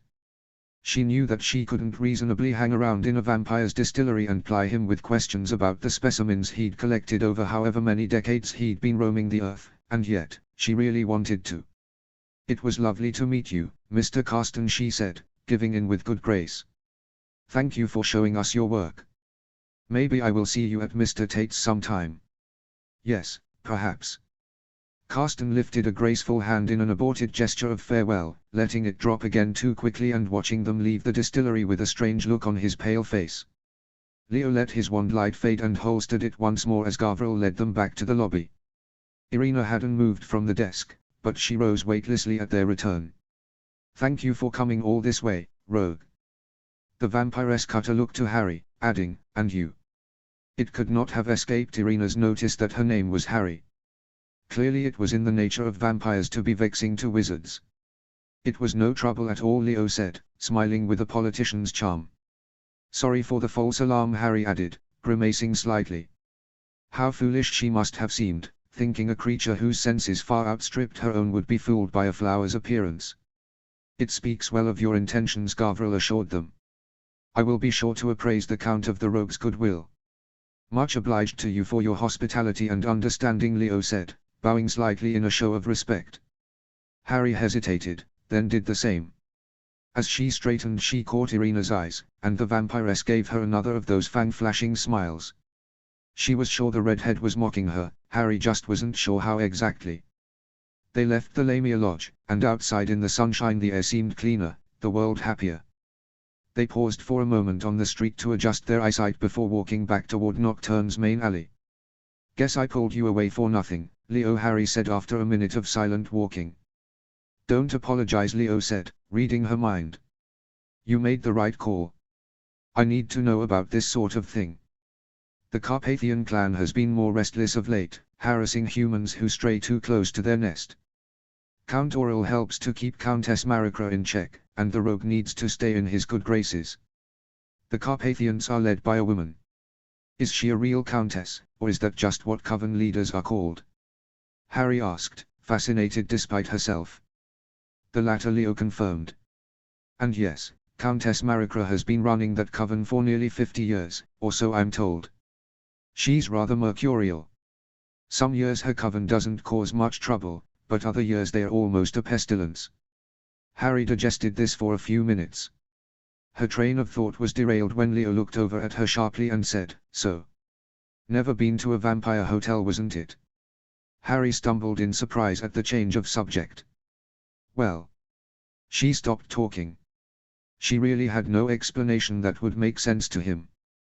"Was this while your aunt was staying in your apartment, by any chance?" Leo pressed. He was so smug sometimes. "Sort of," Harry admitted. She really needed to keep the timeline vague on this one. "And was there a reason you couldn't stay, I don't know, at your house? Where you live?" Leo deserved an award for the superiority in his voice. It was truly inspired. "Ask me no questions, Leo, and I'll tell you, well, fewer lies." Harry laughed at her own joke. Yes, you're very mysterious." Leo waggled his eyebrows at her. "If you won't talk, want to spar?" They had reached Nocturne now, and Leo looked poised to turn toward Kyprioth Court. Harry shook her head. "Sorry, Leo, but I promised another potioneer I'd meet up to talk about shaped imbuing." "Huh? The pretty one?" Leo asked, face expressionless. "You wouldn't find him pretty after talking to him for 30 seconds," Harry said, laughing. "Why help him, then?" Harry grew serious for a moment. "Honestly. He's the only one besides Master Snape to even ask. He's a good brewer, behind all the nastiness that is his default personality." "All right." Leo lifted his hand in a casual wave as he began to walk backwards toward the lower alleys. "Stop by tomorrow and we can spar then." Harry grinned. "You're on." She headed back to Diagon, walking into Tate's apothecary just as Lestrange was walking out. He stepped back upon seeing her, giving her space to come fully into the shop. "Were you leaving?" she asked, a bit put out that he would ditch her even after agreeing to wait. Lestrange sneered as easily as he breathed. "I assumed you'd been eaten, since you were gone well over an hour. It only took me 20 minutes to get the information from the goblins, and 10 minutes of that was reminding the nasty things just how much gold my family has buried beneath their bank." "Sorry to disappoint you," Harry said. "Thanks for worrying over my poor head, though. It means so much." The pureblood scoffed but didn't rise to the bait. Maybe he could be taught. She walked to the counter and greeted Mr. Tate with a smile. "Found the vampire who bought the Queen Anne's lace. His name is Carsten, and he says he knew it was hemlock when he bought it. He thought you gave him a great discount." "A discount?" Tate shook his head on a relieved laugh. "Well, hemlock is expensive, not to mention a controlled ingredient. If he bought it on purpose he did get a good deal. Thank you for doing that, Miss Potter. You've got your father's courage." "And his idiocy," Lestrange added under his breath. They both ignored him. Tate told her that with the help from the goblins, he'd managed to get in touch with all of the other customers, and none had found any hemlock mixed into their purchases. Harry thought Carsten had probably taken most of it for himself, and could only be glad that things had worked out. "May I have my basket back?" she asked. Tate pulled it from behind the counter and said, very solemnly, "Anything you want is half off today, Miss Potter." "I couldn't," she said, embarrassed. It is the least I can do, Tate insisted. Besides, you have a credit from that other time still. After a moment of confusion, she realized he was referring to last summer when she'd covered Lestrange's debt. It was kind of Tate not to remind the proud boy of the incident. Harry could tell Lestrange was getting impatient, but she wasn't about to forget the reason she came to the apothecary in the first place. Plus, a 50% discount. That was nothing to sniff at. She collected everything she needed, and a few things she didn't, and packed her purchases away in her potions kit. "Thank you, Mr. Tate," she said as she returned the basket. "No, Miss Potter, thank you." She left with Lestrange on her heels. "Should we go to the Potions Guild?" she asked. "We could probably find an empty lab to use." Lestrange appeared to think it over for a moment before shaking his head slowly, almost hesitantly. "No, you should come to my house." Harry was massively taken aback at the suggestion and couldn't hide it. "That sounds like a terrible idea. Your parents hate my family." "I could say the same," Lestrange pointed out. "Anyway, the guild isn't really obliged to provide rooms for random wizards off the street. Your lab is depressing, and you don't have any good ingredients." "What is that supposed to mean?" Harry asked, fairly offended. "I have everything." Lestrange favored her with a pitying look. "Seriously? Your lab is a commoner's paradise. All the basic, boring ingredients and none of the rare, interesting ones." Harry's eyes flashed. "By rare you mean illegal?" "I mean hard to get," Lestrange said smoothly. "I know your opportunities in this area are sadly stunted by your father's position, but aren't you a little curious? My lab has a host of powerful ingredients you don't see every day. Ever worked with Selkie skin?" She hadn't, and he knew it. Selkie skins are blacklisted. There's a treaty forbidding their harvesting because of the cruelty inflicted in the process. And that is a shame, but my family has a few. You don't even have to feel bad, he added, correctly reading her disapproving expression. As far as you know, my ancestors acquired them before that treaty was put into effect. Now they're just sitting under preservation spells, not doing anyone any good. She stared at him, her mouth tight as she thought. Selkie skin was probably the least of it. She had to admit she was curious. There were plenty of old potions texts that alluded to potent concoctions that could only be created with the rarest of components. She was also aware of the fierce moral debate that had upheaved the potions community in the last few decades. There was a stronger focus in modern times on how ingredients were collected and what processes could be considered sustainable and humane. Still, Lestrange already had these ingredients. It's not like she was going with him to pluck aubrey chicks from their nests. What good were they doing sitting in a lab, unused? What if, somewhere in the older boy's collection of forbidden ingredients, there was knowledge to be gleaned that could benefit others? She could feel her potions mania slowly overcoming her good sense. She cast about for other reasons why this was a terrible idea. "I don't think your parents will want me having access to all these amazing ingredients you claim to have." "They won't even know," Lestrange said quickly, clearly sensing her indecision. "Mother and father are at an SOW party function this afternoon. The monthly meeting always turns into a social affair after, so they won't be home until late." When she frowned, he scoffed at her. "What are you, scared?" "Don't worry, half-blood, I won't let them bleed you." She made a face at him, but couldn't deny that she was tempted. "I'm just going to look," she told herself virtuously. Aloud, she said, "All right, we'll go to your house. First, we'll work on shaped imbuing. If we have time after, you can show off your collection." Lestrange smiled widely, and Harry wished he wouldn't. It made his face absolutely beautiful, which in turn made her want to hex him with boils. Why was she going with him? Her father would have an aneurysm if he found out. Not to mention what Archie would do to her. "We can flew from the pub," Lestrange said, setting off at once, probably hoping she would follow before she regained her senses. She did follow him. Maybe it was the events of the day that made it so hard to refuse Lestrange's offer. Something about not getting to see what Tate had in his backroom and then not getting to stay and talk with Carsten about his collection had left her supremely unsatisfied. Anyway, if she were going to be a top potions mistress someday, wouldn't she need to be familiar with all possible ingredients? Even unsavory ones. There was only so much she could learn from books. Lestrange paused at the flue and said, "Give me 5 minutes before you come through." Harry narrowed her eyes at him. "So you can take down the blood wards. Unless you'd rather burn to ashes in the grate," Lestrange said. He paused as though waiting for her to make up her mind, then let out a sharp laugh. "Relax, brat. I've done this before. For all your other half-blood friends, I'm sure." Harry ran a hand through her hair agitatedly. This was such a bad idea. What was she doing? "Selling my soul to the potions devil," she admitted internally. 5 minutes, he reminded her sternly, then stepped into the grate with a loud, "Dartmoor Castle." Harry's eyebrows rose against her will. A castle. She supposed the Lestranges were in the Book of Gold, but castles were rare even among old families these days. She did wonder how they'd built a castle in a moor, but she supposed it wasn't all bogs.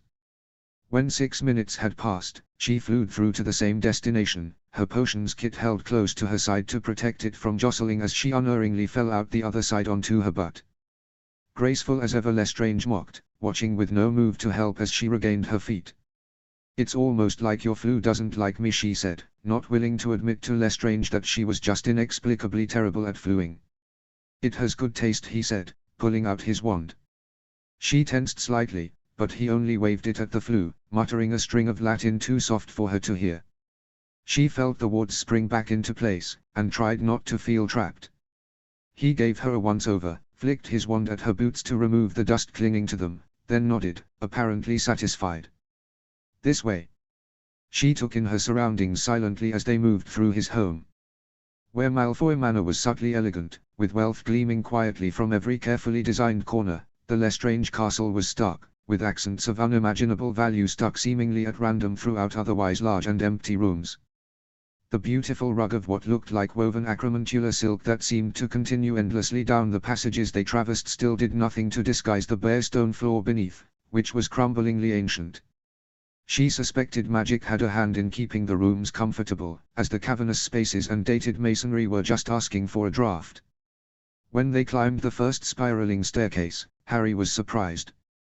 They climbed 2 more before emerging in a rounded room that she realized from the small window must be in a tower of some sort. The view looked out over the moor, and she supposed the landscape had its own sort of beauty.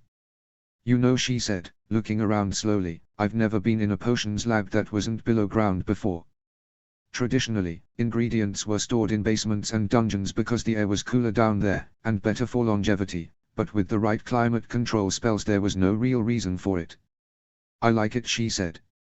She imagined the window came in handy aerating the room after a particularly pungent brew.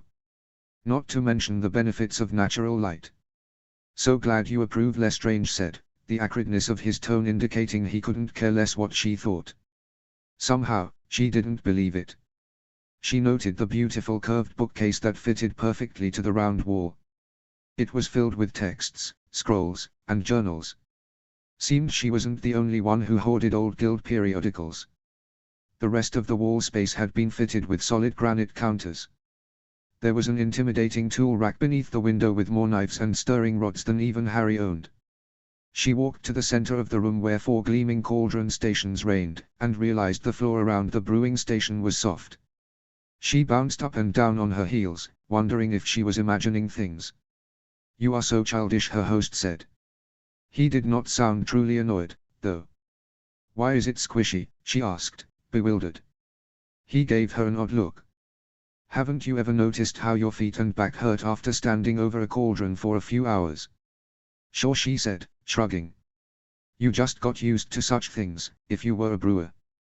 "Well, they don't have to," Lestrange said, giving her a look that said he thought her the worst kind of plebeian. "I see. That is brilliant," she said, bouncing a bit again.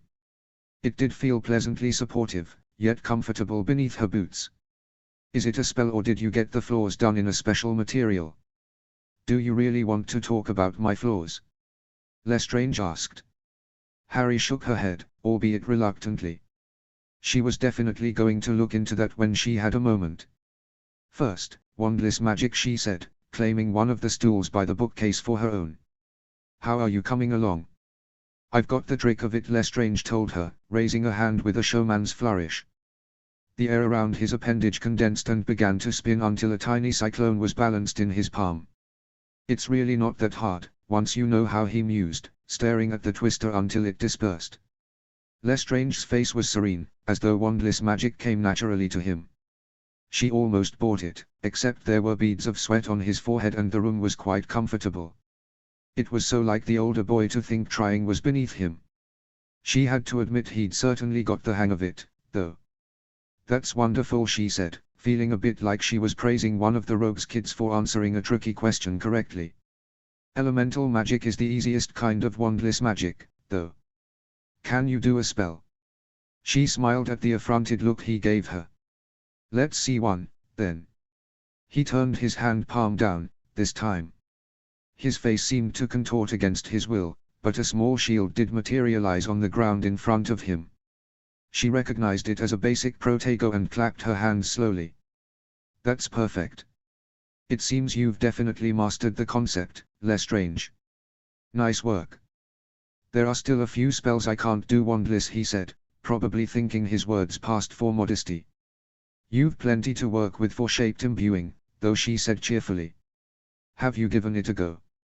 Lestrange frowned. "It's not the same as wandless magic at all. You said one skill translated to the other, but I can't cast wandlessly through a stirring rod." "It's not exactly the same, but wandless magic is necessary for the next step," Harry explained. "Right now you're using your hands to channel the magic instead of your wand, but you don't need to do that. You don't have to send the magic anywhere. You can create a spell without ever casting it. That's the trick to shaped imbuing." The older boy just stared at her. He blinked slowly and shook his head. "You said that before, but it still doesn't make sense. Explain it some other way." Harry sighed. No one ever believed her without proof. "I can show you, if you know how to project your consciousness to my magical core." Lestrange scowled. "Now I am to learn mind magic, too. Just how many disciplines are you mixing, Potter?" "This type of mind magic is useful in potions," she said, a bit defensive. She wasn't trying to make the task difficult just for the sake of it. "Here, imagine what it feels like when you consciously imbue." "Describe it to me." "It's like a river, flowing from me to the cauldron," Lestrange said. Harry had never imagined it that way, but if that's what worked for him, that's what she would use. "So right now you're just pouring water into the river and it's ending up in the potion, right? That river is the key. You don't have to just send water down the river, get it? You can send ice." "Ice?" Lestrange did not appear to be having a moment of clarity. "Yes, ice, as in water given a specific shape. The spell is the ice." She was starting to doubt her own explanation, the way he kept staring at her. After a time, however, he fixed his eyes on the wall behind her and said, slowly, "You're saying my core is the head of the river. What I have to do is apply wandless magic as close to the wellspring as possible, so that by the time the magic is even released down the river, it's already become a spell." "Yes." Harry could see it clicking in his expression. "But I can't even feel the magic until it's already on its way out of my body," Lestrange said flatly. "Oh," Harry said. "I suppose some meditation might be in order after all." The boy groaned. "What have you got me into?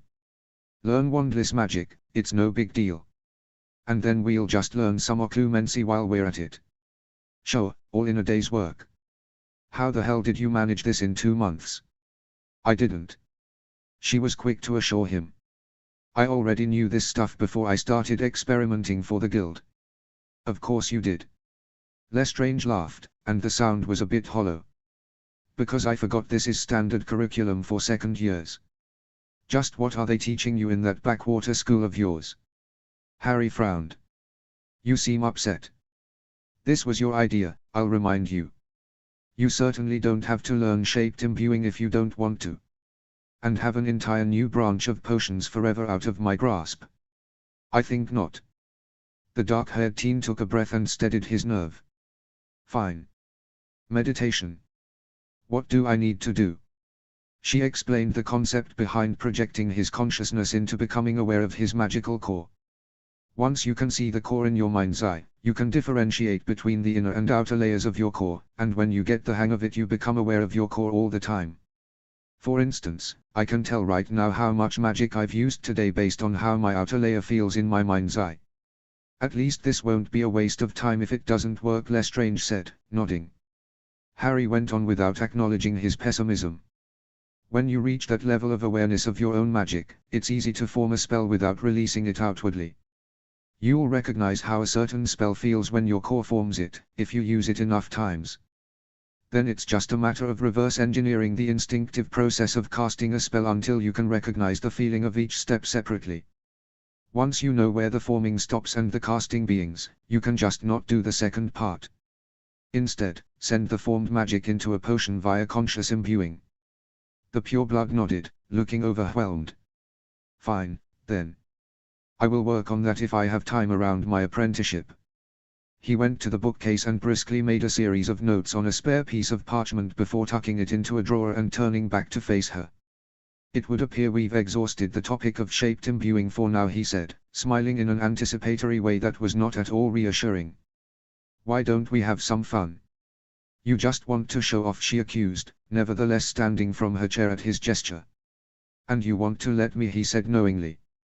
Come, half-blood, and see how the other half brews. Maybe it was wishful thinking, but he sounded as though he even meant the insult ironically. Lestrange left the room and doubled back the way they'd come, stopping one door down and opening it with a grand sweep of his arm. After you. He grinned at her as she passed, and she couldn't help grinning back. No one was ever excited about potions with her. It was nice having someone to be embarrassingly academic with. Lestrange's potions cupboard looked a little like a mausoleum in an overcrowded cemetery. Floor-to-ceiling drawers surrounded them, and Harry was delighted to see that it was perfectly alphabetized, with the As beginning on the left of the entrance at the top of the column and continuing clockwise around the room. Every drawer had a neat label. Are they all filled? She asked.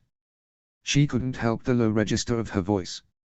It felt like being in a shrine to one of the old gods. Sacred. No. Lestrange's voice was quiet, too. I've done my best recovering the sorry state of this collection since coming into my majority, but some things it may take years to find. Sphinx feathers. Griffin talons. Things like that. Harry nodded. Those were exceptionally rare ingredients. She hadn't heard of a potion being made with either in several years at least. In fact, all of the labels she could see were for ingredients at the very least expensive or dangerous. She suspected he had a separate storage room for the more mundane ingredients. There simply weren't enough drawers to hold every substance that could be useful in a potion. Grindilo webbing. Harry wrinkled her nose. What is that used in? Lestrange looked pleased to know something she didn't. It's a thickener. It'll coalesce a potion into more of a paste, which makes it good for use in salves. So, it does the same thing as plant gum, Harry said. Essentially. How much does Grindilo webbing cost, exactly? Harry asked, a smile tugging at her cheek. More than gum, is that what you want to know? Lestrange snapped. Why do you ruin everything? I'm sorry, she said, smothering her amusement. It's truly an impressive collection. You must have excellent connections to acquire so much in so short a time. Lestrange considered her for a moment before deciding she was at least semi-sincere. I do. A lot of it is who I am, however. Procurers tend to be bliss about selling me dubious ingredients once they learn my last name. Couldn't imagine why. Harry had never considered her family's good reputation to be a hindrance before, but she could imagine she would have more difficulty than Lestrange did in acquiring exotic, unregulated ingredients of interest. On the other hand, she wouldn't be on the lookout for Grindilo webbing anytime soon. Perhaps many of the so-called rare ingredients weren't as useful as their legends suggested. Lestrange didn't acknowledge her cynicism. He studied the drawers around them in a manner that was too casual to be uncontrived. After a few moments he ran his fingers across a couple of the rows, idling brushing over a few labels before moving on to another section. He glanced at her sidelong, still trailing his fingers of his right hand here and there. We should brew something, he suggested. Did he truly believe he came across as unconcerned? Oh. Harry had no problem playing along. Anything in particular? Doesn't matter to me, Lestrange said. His fingers paused in one of the columns. Ever used mermaid fluke? Can't say that I have. It was hard to keep the dryness out of her voice. Thinking of making a cure for hypothermia? Lestrange looked surprised. You know more than most for someone who's never used the ingredient. Harry was not ever going to admit to having read mermaid hunting for fun and profit. Instead, she smirked at him and adopted the superior expression he was always throwing at her. It's basic anatomy. The tail fluke regulates body temperature, allowing merfolk to live comfortably underwater in all climates. It stands to reason it would be used in thermoregulatory medicine.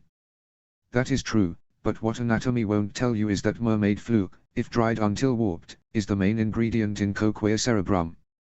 Lestrange raised an eyebrow at her, as though inviting her to find that fact equally interesting.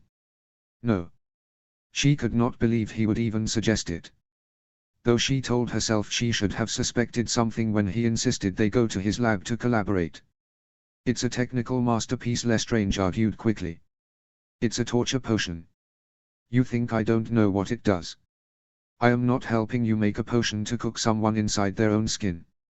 She took a slow breath and let it out carefully. To think, she assumed he only wanted to show off.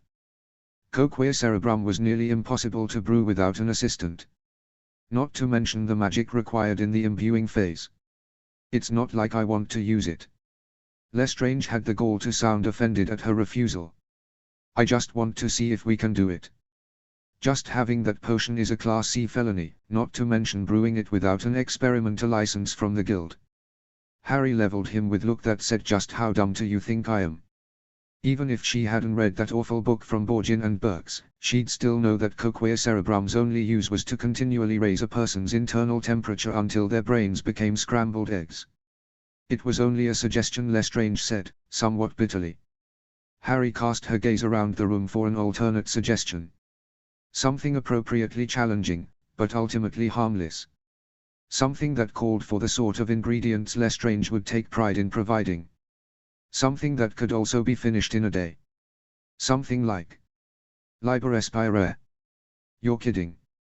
Lestrange shook his head. You seem so fond of mermaids, though, Harry said, her grin a taunt. Why not make a potion that lets you pretend to be one? In truth, Liber Espire was a potion that let you breathe in any environment. It worked underwater, but also in heavy smoke, high altitude, and even through poisonous fumes.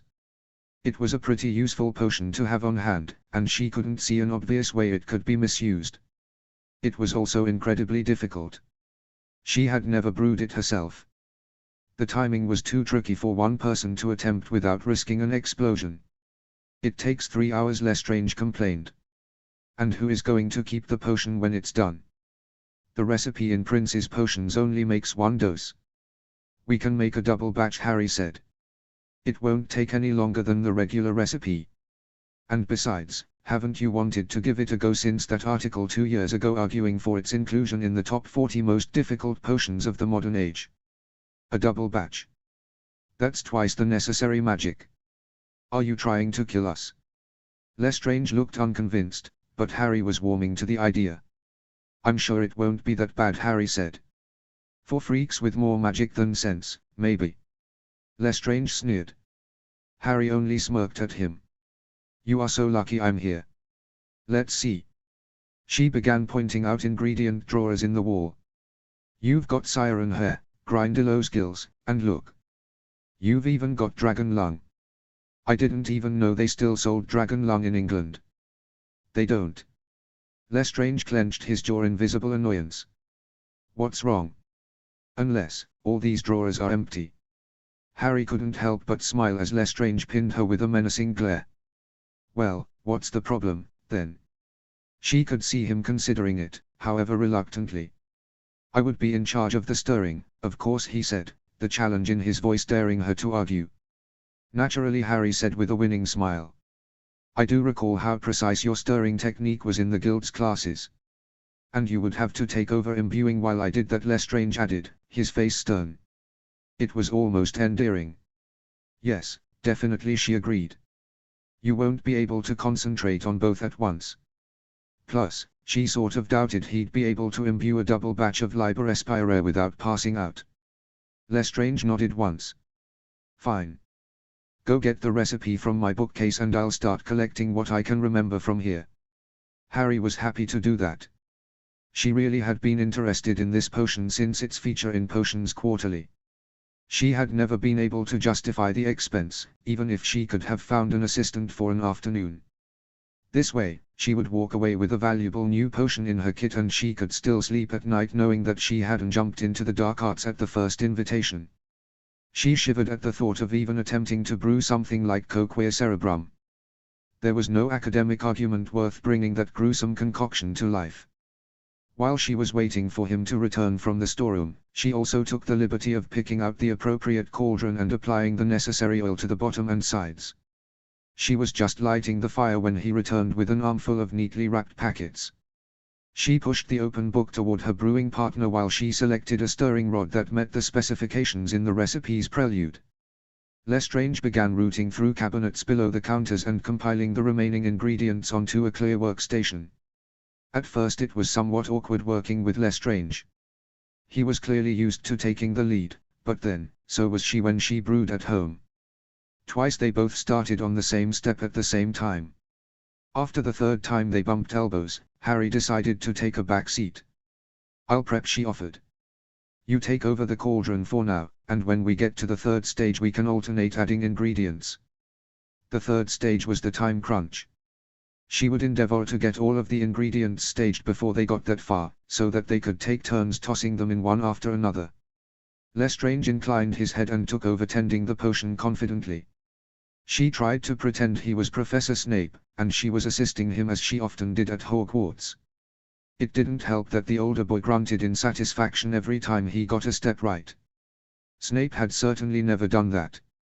She wondered how it didn't drive Master Whittaker spare. After the first hour, she was almost used to their dynamic.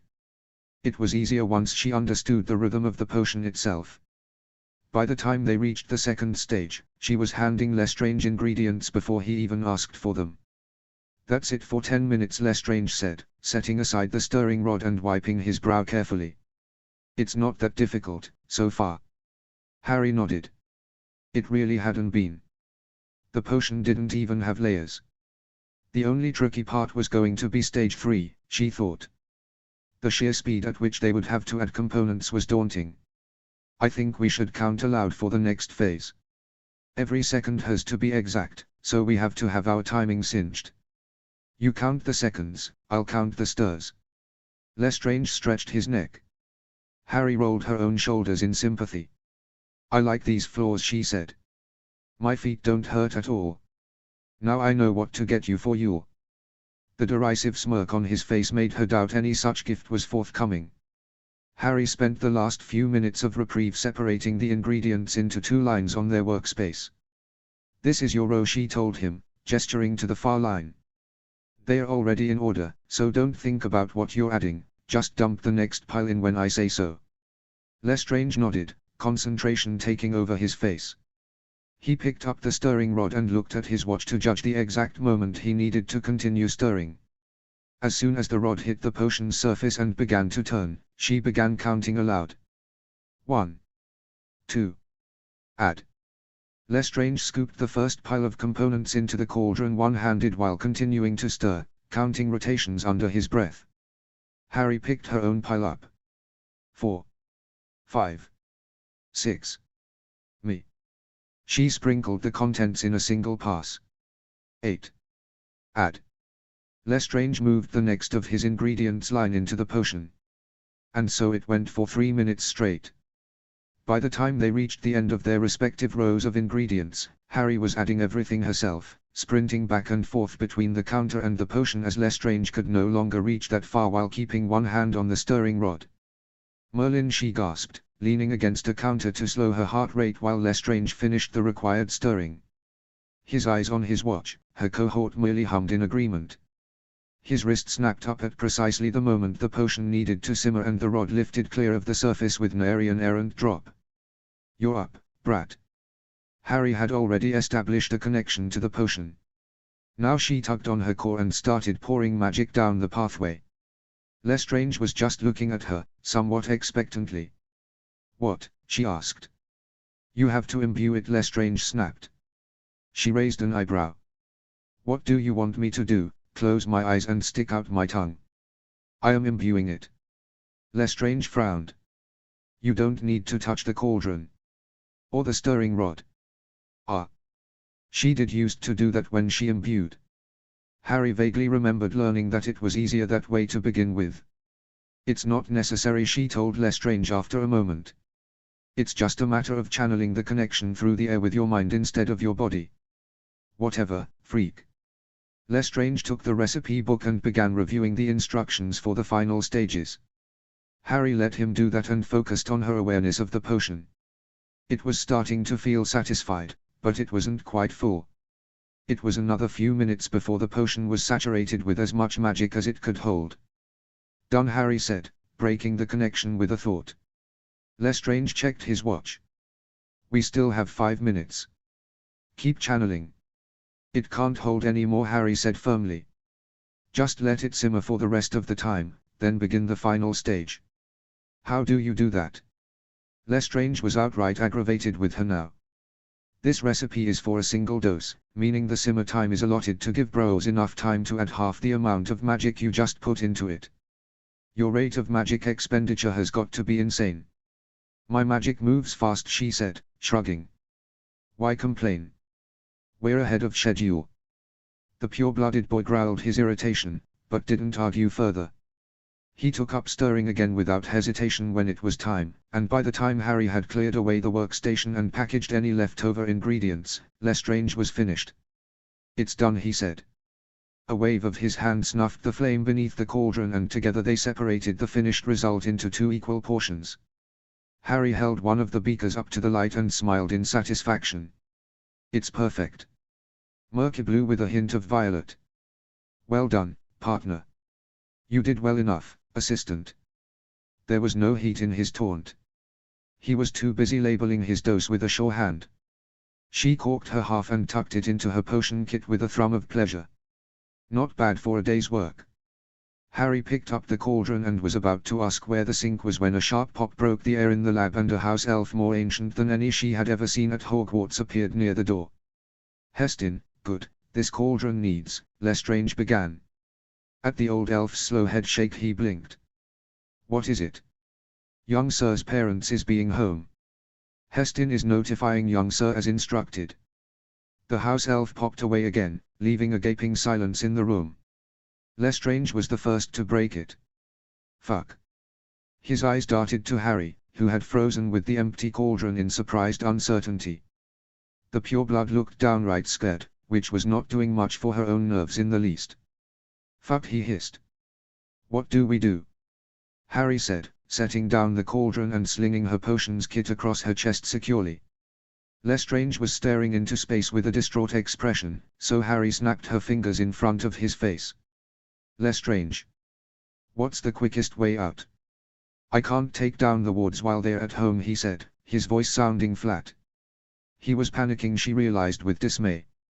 "That's okay," she said, using the voice she'd tried to calm a wild animal with. "We don't have to use the flu. There are other ways out of the house, right?" Lestrange braced his hands on the countertop and took several short breaths before looking over at her with clear eyes. "Yes. There's a door to the garden. You can hop the fence and run to the edge of the wards then, shit. You can't apparate. Mordred, damn it. Do you have a portkey?" "Yes," Harry said quickly. Her parents had made her a new emergency portkey after the cup. Also she could apparate if she had to. What was he going to do, report her? Not after what she'd seen in his potions cupboard today. "Take me to the garden." "Right. Fine." He crossed to the door and stuck his head out warily before gesturing her to follow. "Not a word from here on, Potter. If you think my mother will let you out of here unscathed after catching sight of you." He let out a laugh that sounded just a tad hysterical. "Just run if you see her, okay? What the hell are they doing home early?" She didn't think he was talking to her, so she offered no guesses. Instead, she took a moment to spell her shoes silent and wished she had her dad's invisibility cloak on her. Perhaps she would make a permanent home for it in her potions kit instead of simply carrying it around at Hogwarts. Lestrange noticed her boots shimmering for a moment as the magic set in and grunted. Good idea. He muffled his own shoes, then beckoned her into the hallway.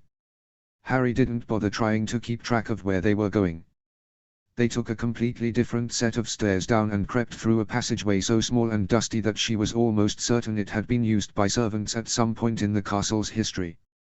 At the end of that passage, they stole through a library where all of the books were secured with chains. Harry tried not to think about the implications of that as she crept down another corridor after her guide. He stopped abruptly, forcing her to still her momentum or bump into his back. After a moment of suspended motion in which she hardly dared to breathe, she heard what had stalled him. There were voices coming from up ahead. She poked him in the shoulder, and when he turned around she mouthed, "Is there another way?" He shook his head, grimacing. Pressing his back to the stone wall, he inched forward toward where their corridor intersected a wider one. Harry had no choice but to creep close behind him. The voices floating around the corner weren't necessarily familiar to her, but the context identified them for her. Rodolphus Lestrange was arguing with his wife. Heatedly. Said you weren't interested. Bellatrix's laughter rang through the castle corridors like a bell that had been dropped from its tower. It was disjointed and so unmelodic it sounded forced. What's wrong, Rudy? Can't handle a little competition? A man should not have to compete for his own wife. Lestrange Sr. did not sound as though he was entertained by his wife's humor in the slightest. I want you off the council. Well, you'll have to kill me then, won't you? Bellatrix spat. If this ultimatum upset her son, he didn't show it. When Harry glanced at his face, it was as closed off as she'd ever seen it. He might have been listening to a poor rendition of a play he hadn't cared for all the emotion he displayed. There was a thud that Harry recognized as a body impacting a hard surface, followed by a truncated gasp that she thought might be indicative of someone choking. She moved forward a step without consciously telling her feet to do so, something inside of her instinctively rebelling against becoming a bystander to this, but Lestrange shot out a hand and gripped her arm tightly. She looked up at him, her face mulish. He shook his head slowly, eyes softening just enough to let her see his plea. He didn't want her to get involved. The next sound was a man's pained grunt, followed by another broken bell laugh from Madame Lestrange. This laugh had a hiss to it, though. Don't kid yourself, love. You could never take me. And you'll never control me. Control you.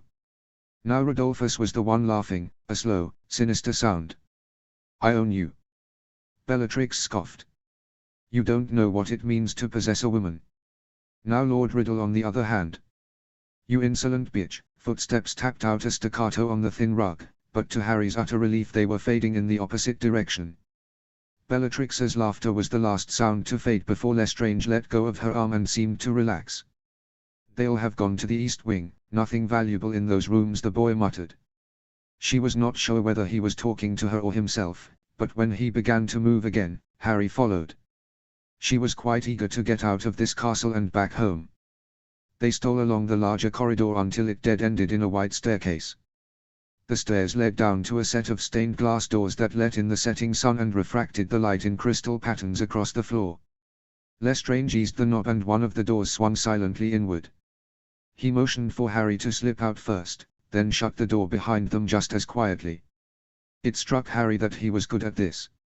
How much practice had he had sneaking around in his own house? Harry turned away from the house and found herself in a walled enclosure that was more jungle than garden.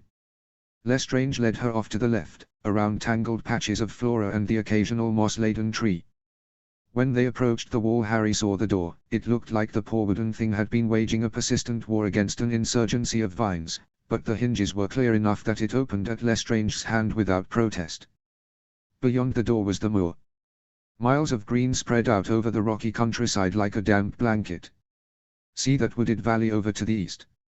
Lestrange drew a line with his finger toward the horizon, indicated a dense copse some mile and a half distant. You can't see it through the trees, but there's a river there that marks the edge of our property on this side. On the other side of the river, you can portkey out. Harry looked sideways at him, just to check that he was serious. He looked apologetic, which was so surprising in itself that Harry simply blinked. Lestrange, feeling bad about making someone else uncomfortable. She was too impressed with his show of humanity to be properly annoyed at being made to trek across the moor and, actually, how was she meant to cross the river? Is there a bridge? Harry asked, already resigning herself to the answer. Sorry, Potter. Lestrange sounded like he meant it. Harry summoned a smile for his sake. It wasn't the boy's fault his parents had come home early from the party function to squabble. I missed my jog today anyway, she said, shrugging. And I can float across with one of my modified weightless drafts. The real question is, are the wards going to try to fry me on the way out? The dark-haired boy shook his head slowly. They're anchored one way, unlike the flu, Lestrange said. He sounded sure, at least. As long as you don't try to re-enter the wards once you cross the boundary, there won't be an issue. He glanced back at the castle distractedly. I should go before I'm missed. Harry nodded. She adjusted the potions kit so that it hung close to her body and held it steady with her left hand while holding her right up to give the older boy an ironic salute. I'll get going, then. She let her hand fall, but hesitated before taking off. She couldn't help but worry a little. Siloam, she began, wondering whether he would really be okay. His face closed faster than a trap. Get going, half-blood. Don't strain your brain thinking about things you don't understand. Harry held his gaze for another moment, but knew futility when it planted itself before her. Thanks for brewing with me today, Lestrange. Good luck with shaped imbuing. She took off at a steady pace and didn't look back. -0. HP. -0. The last week of summer break, Harry sent a letter to Master Snape indicating that she had made sufficient strides on their new concept for shaped imbuing and requested a meeting to pool their ideas before she left for school. In preparation for the resulting appointment, Harry spent an afternoon tucked in her bedroom meditating. She had felt the jewel at work over the past couple of months, and had even stopped in briefly before going to see the Malfoys, but hadn't had time for a proper checkup. Now she wanted to ensure that, despite the changes, her occlumency and aura would pass muster both as Harry Potter and as Rigel Black. The first thing she felt was heat. The mists faded into mirage, and the eyes of her avatar narrowed against the hazy glare of sunshine reflecting off a million grains of sand. The wind buffeted her form as she moved forward across the dunes, and it was all she could do to pull her sinking feet from the landscape with each step. She couldn't see anything ahead of her, and grains of sand came flying up to sting her face no matter which way she turned it. Had the jewel created a sandstorm in her mind? She must have been struggling through the dunes for 10 minutes before laughter she recognized twisted through her ears and made her halt, looking around wildly.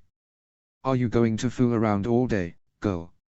Harry lifted an arm to cover her eyes while she searched for the magical construct, but it was nowhere to be seen. Where are you? Where you want to be, the jewel said. But first you must defeat my illusion. She frowned. An illusion.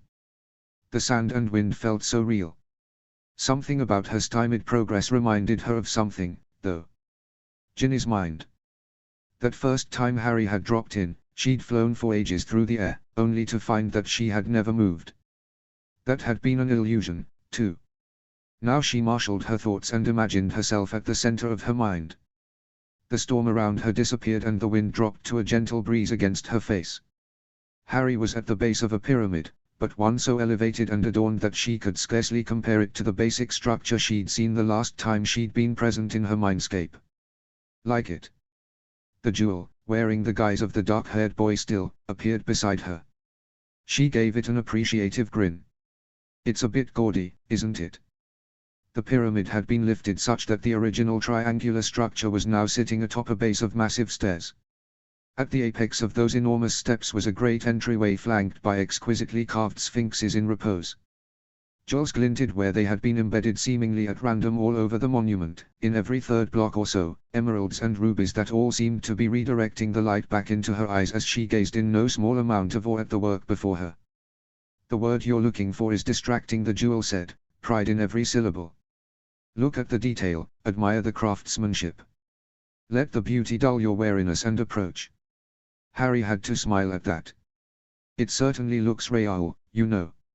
Not like it's a décolleté of the mind at all. Exactly, the construct said happily.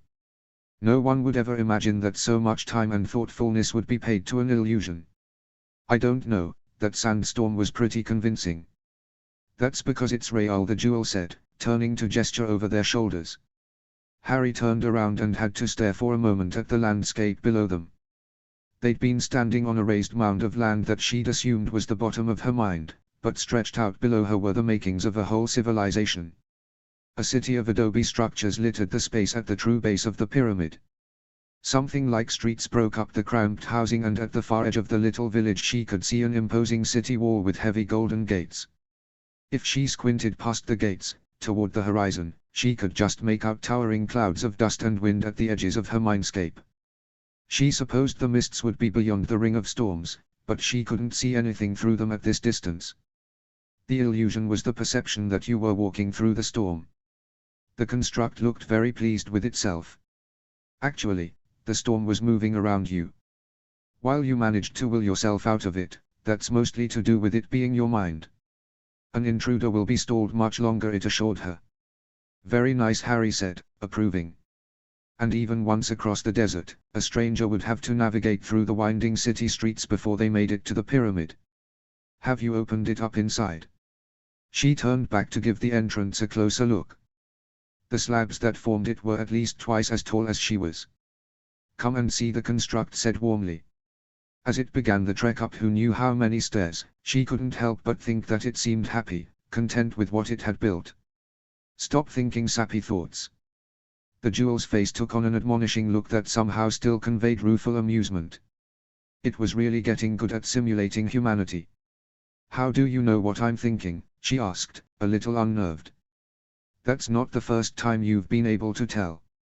I can catch the gist of your thoughts when they are about me, the jewel informed her. At her uneasy look, its features took on a reassuring cast. It's a good thing. If you work at it, you will be able to communicate with me without having to meditate and project your consciousness inward. Harry nodded. She did want to be able to do that, in case she needed to switch personas quickly. Can I hear you, too? The construct nodded, pleased. Yes. If you let me, I can warn you when your mind is under attack. Then, even if you're distracted or the attempt is very subtle, your secrets won't be vulnerable. They'd reached the top of the stairs at last. The view was really incredible, she had to admit. There was something oddly beautiful about the desert. She took a step toward the shadowed entrance, remarking, no door. Before she could approach any closer, the sphinxes on either side of the passage sprang into motion and barred her way. The large red stones set into their eye sockets gleamed at her as she froze. Are they sentient? She asked, trying to remember if she'd allowed that or not. Not precisely, the construct admitted. It took her wrist and held her hand toward the sphinx on the right. They won't tell riddles, if that's what you're hoping. I have given them an attacking instinct that is much like the real thing, however. That did not ease her nerves as her avatar's fingers were placed gently on the sphinx's temple, just between its eyes. She could feel the warmth of the magic that was animating the creature.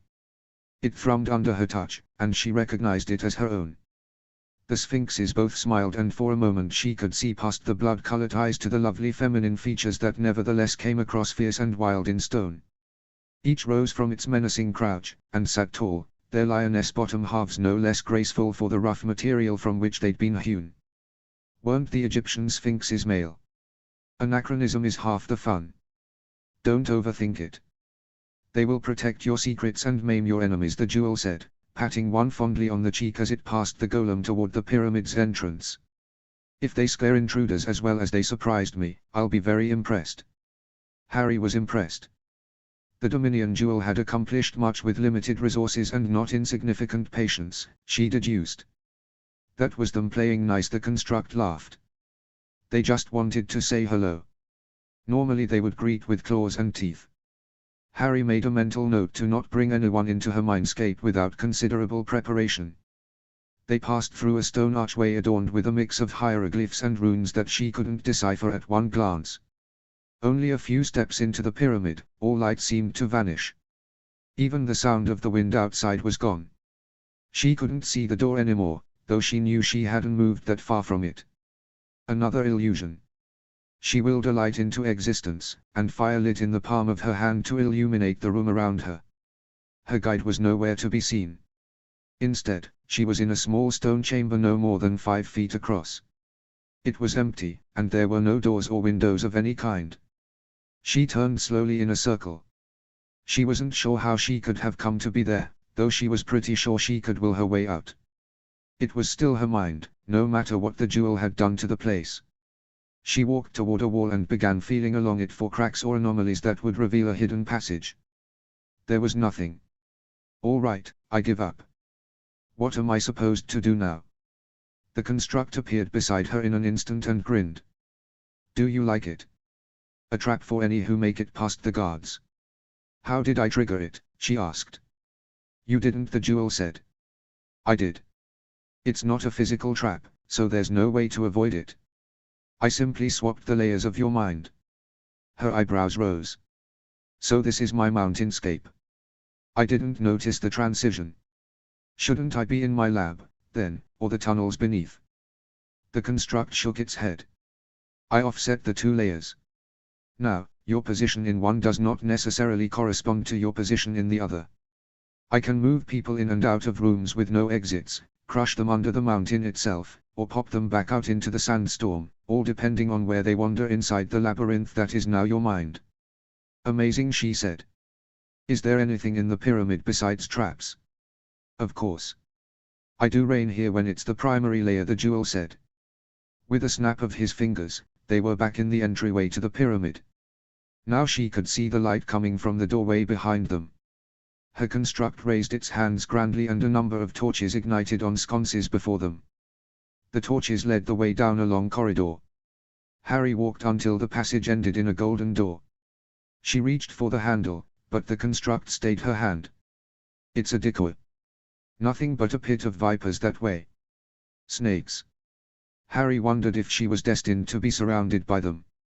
They aren't sentient, the construct assured her. They can't be persuaded to do anything but bite. You do have an enemy who speaks the serpent tongue. She didn't deny it. Harry watched as the construct drew a single rune on the wall to the right of the golden door.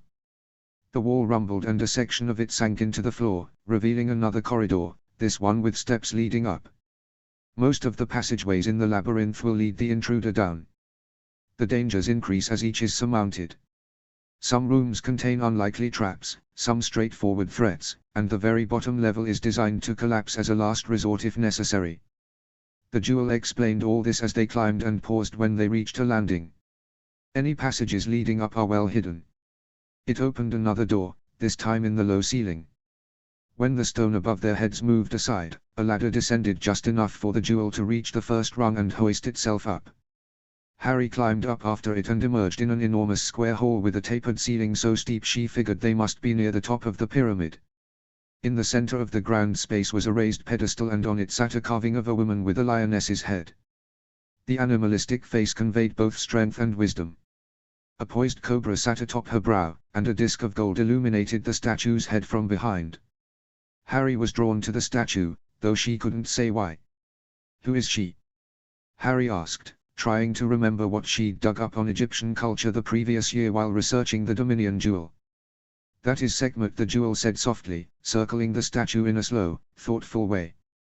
Daughter of Ra. She protects the pharaohs in times of war. It is said that Sekhmet's breath created the desert. She sounds fierce, Harry said, studying the stone features with interest. Sekhmet is a warrior goddess, but also a goddess of healing. Her sign is the sun. It seemed fitting. There was an almost uncomfortable look on the construct's face, now. She wondered that it seemed capable of awkwardness. Very fitting, Harry agreed. She liked the idea of a lioness protecting her mind. Thank you for building all of this. You've done wonderfully. She focused for a moment and willed a ball of her magic to manifest separately from her core. It bloomed into being on her fingertips, and she held it out toward the jewel with a smile. Here. With an awe-filled gaze, the construct moved forward to take it reverently. It consumed the little sphere of fire with an expression close to rapture. Thank you. You earned it. Dom. She grimaced a bit at the startled look it gave her. A name.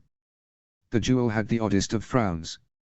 It's less pompous than calling yourself Dominion, Harry said, turning her grimace into a smile. And I can't keep calling you Jewel in my head. Dom. The boy, for he was a boy, in seeming and in persona, no matter what he'd been before, smiled faintly. Very well, Harriet. It was progress. She left her sentient construct with instructions to practice getting her attention while she wasn't meditating. Soon she would have to see to the suppression of her aura once more, but she had one more thing to take care of as Harry Potter first. -0. SSSSSS. -0. The last time Severus Snape had seen Harriet Potter, the stubborn girl had been an enigma wrapped in a mystery, covered again in a glaringly obvious white sheet. Her prevarications had been prickly and her self-assurance weak. Looking at her now as he collected her from the guild's lobby, he knew something had changed. The would-be potioneer held her head higher, her back straighter, and the confidence that she had once stacked through sheer willpower upon her shoulders had settled into a true mantle sometime in the past 2 months. I've booked a lab, though this meeting is primarily to discuss preliminary research findings, Severus told the girl. She nodded once and followed him toward the stairs with a simple, "Thank you for coming, sir." As they descended into the laboratory levels, Severus allowed his mind to pick through his observations about the girl thus far. His initial impression of the Potter chit had been that she and Rigel were entirely different in nature. Potter was blunt where Rigel was polite. The girl's face was open and arrogant, as though she expected others to like and accept her without reservation. His student, on the other hand, was always more reserved, his face closed and his actions more careful than not. After multiple interactions, however, Severus was beginning to see more similarities than he expected. She and Rigel both craved recognition, regardless of whether they admitted it. Both young bros had a tendency to lie first, equivocate second, divert the conversation third, and only when faced with absolutely no alternative begrudgingly part with a modicum of truth. The two young adults hoarded secrets as if they were diamonds, and Potter, just like Rigel, had seemed genuinely surprised and offended at the idea that anyone would attempt to pry those secrets into the light. Little things tugged at his memory, too.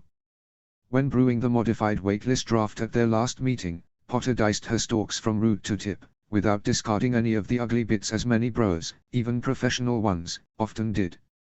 It was natural to discard the gnarled ends and stringy tips from ingredients when preparing, as one did when cooking, but Potter cut to the very end of her roots. Rigel cut to the end of his roots, too. Severus did not know what it meant, that they were as close as each implied, perhaps. They certainly must work closely with one another, as it seemed to him that even the angle at which Potter tilted her head when she stirred had been similar to Rigel's favored brewing posture. Severus reached no new conclusions about the girl and her relationship to his protégé before they arrived at the small lab he'd secured for the hour. It was a teaching lab, with a decent-sized chalkboard and plenty of spare parchment should they require it. He pulled his research file from his pocket and enlarged it so that his gleanings could be spread on the central workstation between them. Tapping his finger on the topmost sheaf, he said, "I've revised the recipe for our enhanced variable base, reordering certain steps in order to take into account your suggestion that the signifying ingredient and the shaped magic be added simultaneously to the cauldron. You are correct to theorize that this will focus the amplification on the property of the signifying ingredient that best aligns with the type of magic being imbued." The girl nodded slowly, a slight smile that she didn't seem to notice pulling at her mouth. "That's good. Now we aren't limited to signifying ingredients that have a single, straightforward magical property. If someone wanted to use mermaid fluke, they shouldn't have to wonder whether the variable base would amplify its hyperthermic or hypothermic properties." He raised an eyebrow, but made no comment on the unusual example. "Indeed. As long as the magic that is shape-imbued speaks to a certain property, that is what the recipe will now choose to augment." He gestured to the rest of the parchment on the counter, These notes represent the extent of my current experimentations with basilisk scale, and the comparative effectiveness of using more common alternatives, such as dragon eggshell, in its place. He watched the girl's face as she scanned through his file at a rate that told him she was accustomed to deciphering cramped penmanship. I have a couple of ideas on enhanced protection potions, as well, she said, still reading even as she addressed him. My father told me the DMLE wants to buy the patent rights to the disruptor potion I've been selling as an antidote to the protection potion. Apparently they think that if the protection potion reaches mainstream notice, criminals will begin carrying around the disruptor potion just in case. Severus scowled. The ministry never missed an opportunity to leverage creative breakthroughs to its advantage. You refused, of course. He wouldn't put it past the DMLE to attempt to outlaw the sale of the potion altogether if they were unable to procure exclusive rights to it, but if the girl had the sense to stall, they had time to get ahead of the issue. Potter shrugged. I never patented it, so it's a moot point. It got me thinking, though, that there is a serious market for a protection potion that can't be negated with the general counter potion. Like a true ward, what if we could tie an individual protection potion to the user? His mind raced ahead of her explanation. He was nodding before she'd even finished. Each set of protection potion and disruptor potion could be custom made as a pair. Many would pay extra for a whiff of real security. An endeavor like that could fund the rest of their research, and was certainly worth exploring. The girl looked up at him with hesitation glinting behind her spectacles, but whatever she saw in his face loosened her tongue. I hadn't considered trying to create differently matched sets for each commission. I was thinking more along the lines of still mass-producing the potion, but reworking it so that the signifying ingredient was tied to the individual. I was thinking, what if it worked with blood? She could not have surprised him more if she'd suggested they use puppy tails. Blood, he repeated. You think this is going to be palatable to the DMLE? Potter was aware enough of the fine line she walked to wince at his drawling cynicism. It seems a bit unsavory on the surface, but after all the research I've done, it makes the most sense. Blood contains trace magic from a person's core, and as such can be matched to a person exactly, like a fingerprint. All the best permanent home wards are at least partially blood-based. Using it in the protection potion means that when the shield is erected, the person whose blood went into the potion can walk in and out of the shield at will. I am aware of how blood identification works, Severus reminded her. She nodded impatiently. Then you understand the implications. If we can get the process right, the new potion ward will recognize an individual's magical signature once formed, and one wouldn't have to remain inside the shield until a disruptor was applied. They can put it up around whatever they want to protect and come and go repeatedly. And the girl added, warming up to her argument with glowing fervor, since the potion is basically a miniature blood ward itself at that point, a generic disruptor potion like the one I've been using wouldn't be able to dissolve it. You would need the same exact blood or magical signature to undo it. You're still talking about making blood magic accessible to the masses, he said flatly. This type of ward is dangerous. Only because people don't understand what they are doing, Potter said, not seeming to comprehend that the advanced, complex nature of the theories she was playing with was exactly the prohibitive barrier that dangerous magic should have. I'm talking about doing the hard work for people. Like with Polyjuice, it'll be a matter of just add X and the average witch or wizard can erect secure, flexible protection around whatever they want, with the added benefit of being able to undo those protections at a whim as long as they put the same blood into both the protection potion and the disruptor. Not even real wards can be undone on the fly. You need a ward master both to set up and tear them down. When he simply stared at her, caught up in his thoughts on the potential of such an idea, the messy-haired chit had the nerve to plant her hands on the countertop and lean over the workstation toward him as though she could intimidate him into agreeing with her via sheer proximity. It's no different than the trunks they sells down the street that come with configurable theft protection. Some of those spells use blood identification, too. Severus narrowed his gaze and the girl hastily retreated to her own side of the counter. I don't deny that such a thing will appeal to certain sects, he allowed after a pointed pause. In truth, he wondered if she'd had purebloods in mind when she envisioned the result. A portable blood ward was inspired, there was no question of finding a market. There was also no question that a product like the one she described would be misused in every way imaginable. The real question was whether the girl had the stomach to go through with it anyway. Have you considered the consequences? Blood wards are nigh impenetrable when properly generated.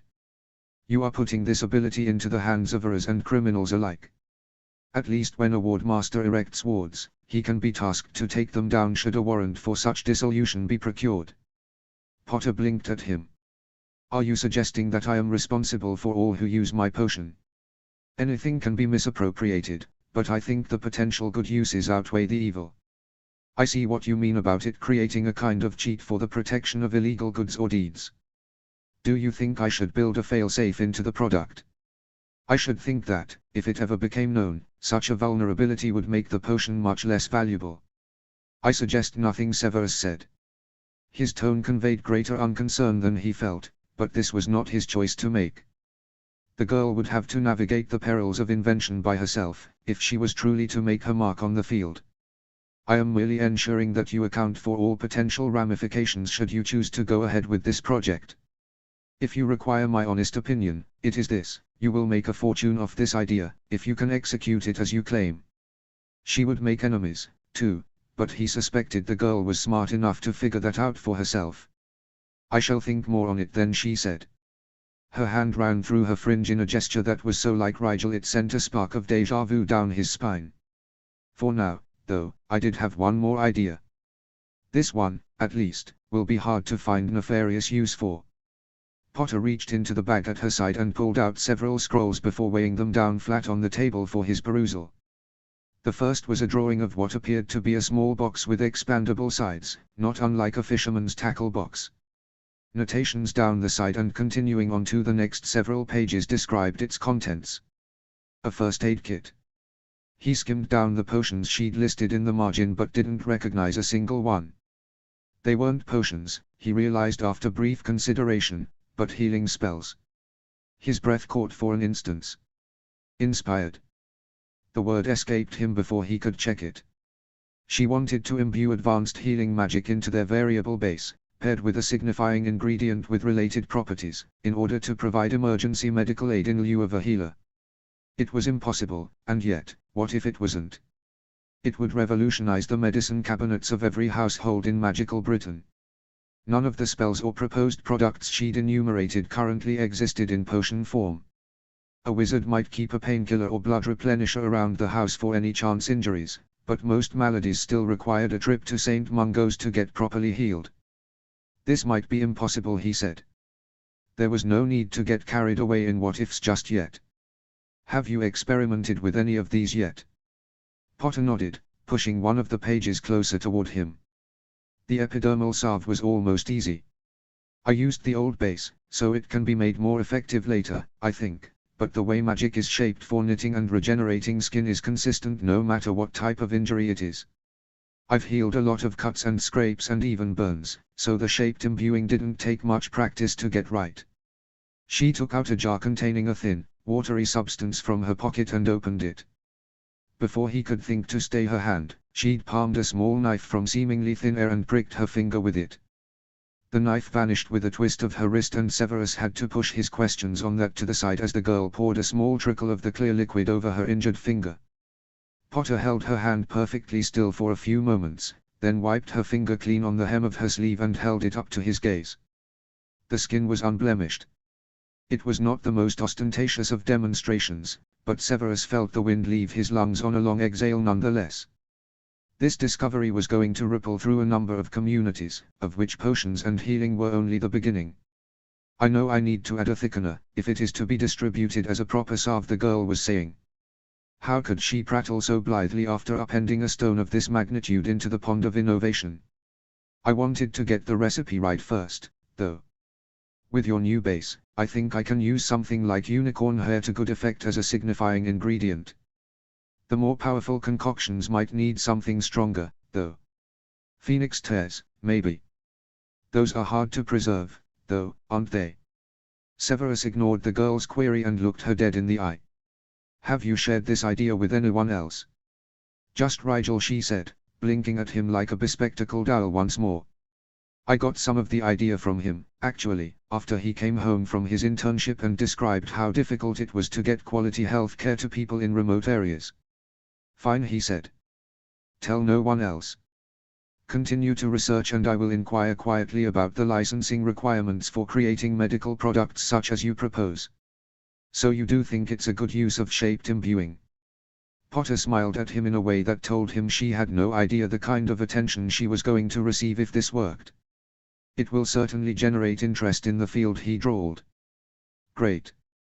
As that was the primary purpose of our experimentation this summer, I shall consider our first collaboration a success, Master Snape. The girl was beaming now as she began stacking the parchment on the workstation. Can I keep these notes on protective signifying ingredients? You can have the ones I brought on blood protection potions as well as what I've got so far on the advanced healing kit. I'll owe you if I get a solid breakthrough, but barring that, would you be open to meeting again over the winter holiday? I understand if you're busy with the term starting again and all. That is acceptable. Severus cut the girl off before she babbled his sanity away. He needed to focus on the myriad possibilities he'd been presented that morning. Their endeavor required more research. And a solicitor, no doubt. At Potter's expectant look, he paused his racing thoughts long enough to say, somewhat stiffly, an excellent start, Miss Potter. I expect to see at least as much progress when we meet again. Expect my owl as I uncover more information about the regulations this experimentation may face. Just Harry is fine, the girl said. Her eyes were thoughtful as she added, we'll have to arrange human trials, won't we? And acquire some sort of liability insurance, too. I will take care of that, Miss Potter. Severus was certainly not going to call the girl by her first name just because she was poised to utterly upend the magical medical industry in a single swoop. Just focus on research and application. All right, she said, smiling brightly at him again. He could not remember the last time someone had bared their teeth in his direction so unreservedly. Thank you for all your guidance and collaboration, sir. I look forward to seeing you again this winter. She left, carrying a bag full of revolutionary ideas with her, and Severus simply sat, and thought, and let the ideas spill forth from his quill for the next 20 minutes. He had expected to spend the morning carefully explaining his summer research and firmly advising the Potter girl on what boundaries of the field she'd scratched out the year before should be focused on for expansion. Instead, she'd surprised him again. Rather than solely attempting to improve that which she'd already created, she came to him with new ideas. Insane ideas. Contagious ideas. If this was the sort of mad ingenuity the girl could come up with when her interest was invoked, he would fuel the fire of her creativity for as long as she allowed. Let the girl keep her newfound confidence. From what he'd seen today, Potter would damn well earn that pride. -0. HP. -0. Harry rode the high of her successful meeting with Snape for several days. She was a bit embarrassed to catch herself humming cheerfully as she completed the last of Cray's summer brewing quota, but she was too happy to help it. The day before she and Archie were to leave for the start of term, Harry loaded her arms with crates and made her way to Nocturne Alley for her final delivery. She was in such a good mood she took a moment to really thank Cray for all he'd done for her. It's hard to believe it's been 3 years, but it's really meant a lot to me to be able to brew and have my potions taken seriously, she told him. She had to smile at his gruff embarrassment as he coughed uncomfortably and averted his eyes. I didn't do anything except make a profit. You took a chance on an unknown brewer. Harry let her gratitude show in her eyes as she waited for him to glance back at her from over the counter. Thank you. You're welcome. He let his expression settle into something like fondness for a moment, then sniffed and turned back to the ledger he had been balancing. Best take a crate of empties when you go. You know you'll be wanting to brew when you get home on holiday. Harry agreed, and grabbed a crate of empty bottles from the back room before leaving the shop. Nocturne Alley wasn't particularly crowded that afternoon, so it was easy to spot Leo's loitering form under an awning across the way. She thought back to the first time they'd met, in that very alley, before she'd understood the dangers of the world she had unwittingly joined. Leo hadn't changed all that much. The same handsome face that grinned as though he held a secret between his teeth. The same ropey build that was just a tad too tall to be stocky. The same eyes, lit with an irrepressible amusement, that looked at her as though she was something more than just a girl who liked potions. She waited in the middle of the alley as he pushed off the wall and met her with an easy smile. "Headed off tomorrow, aren't you?" he asked. His hand extended to take the crate from her, but Harry moved it out of his reach with a smile of her own. "I've got it," she assured him. "And yes, tomorrow I'm headed back to the States. Try to write this year," he said, walking next to her as she began the trek back to the leaky cauldron. "I will," she said, vowing mentally to actually keep her promise this year. "Even if I don't though, I always read your letters, you know." Leo smiled at her sidelong and nodded. "I know, lass." They walked a few yards in silence before Leo asked, somewhat unexpectedly, "Did you have a good summer?" Harry hadn't considered the summer as a whole, but she thought, after a brief consideration, that it had been good. She felt lighter going into her 4th year than she had any of the previous summers. She'd finally come to terms with her magic, and had used it cooperatively with her training from both Leo and Remus.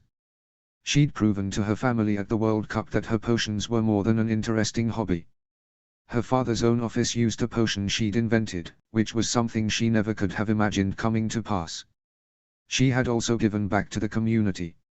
She was collaborating with Snape, teaching Lestrange, tutoring the alley kids, and brewing potions for the Maywell Clinic. She felt good about what she'd accomplished. Why, she'd even come to an understanding with the Dominion Jewel. After all that, she could honestly say, it's been the best summer yet. When they passed through the entryway to Diagon Alley, into the small area between the hidden archway and the leaky cauldron's back door, Leo made an apologetic noise and stopped to fish a small roll of parchment from his pocket. "Almost forgot." He tilted his head sheepishly.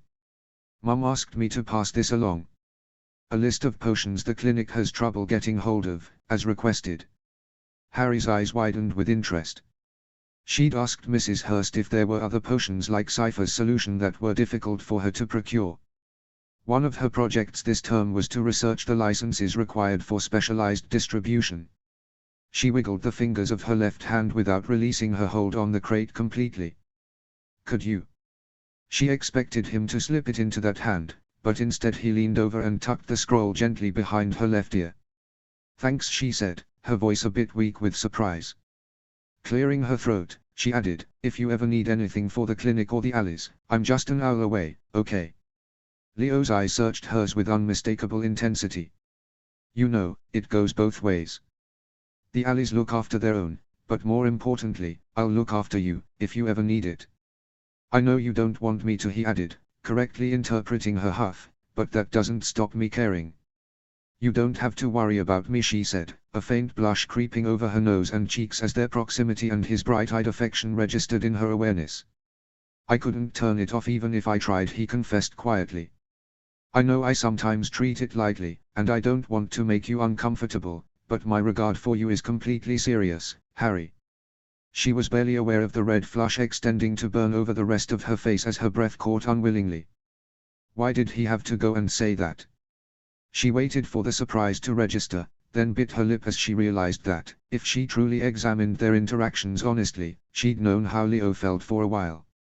She'd been ignoring the hints and even outright remarks in the hope that she would not have to confront her own feelings directly. The vulnerability in Leo's gaze shamed her somewhat.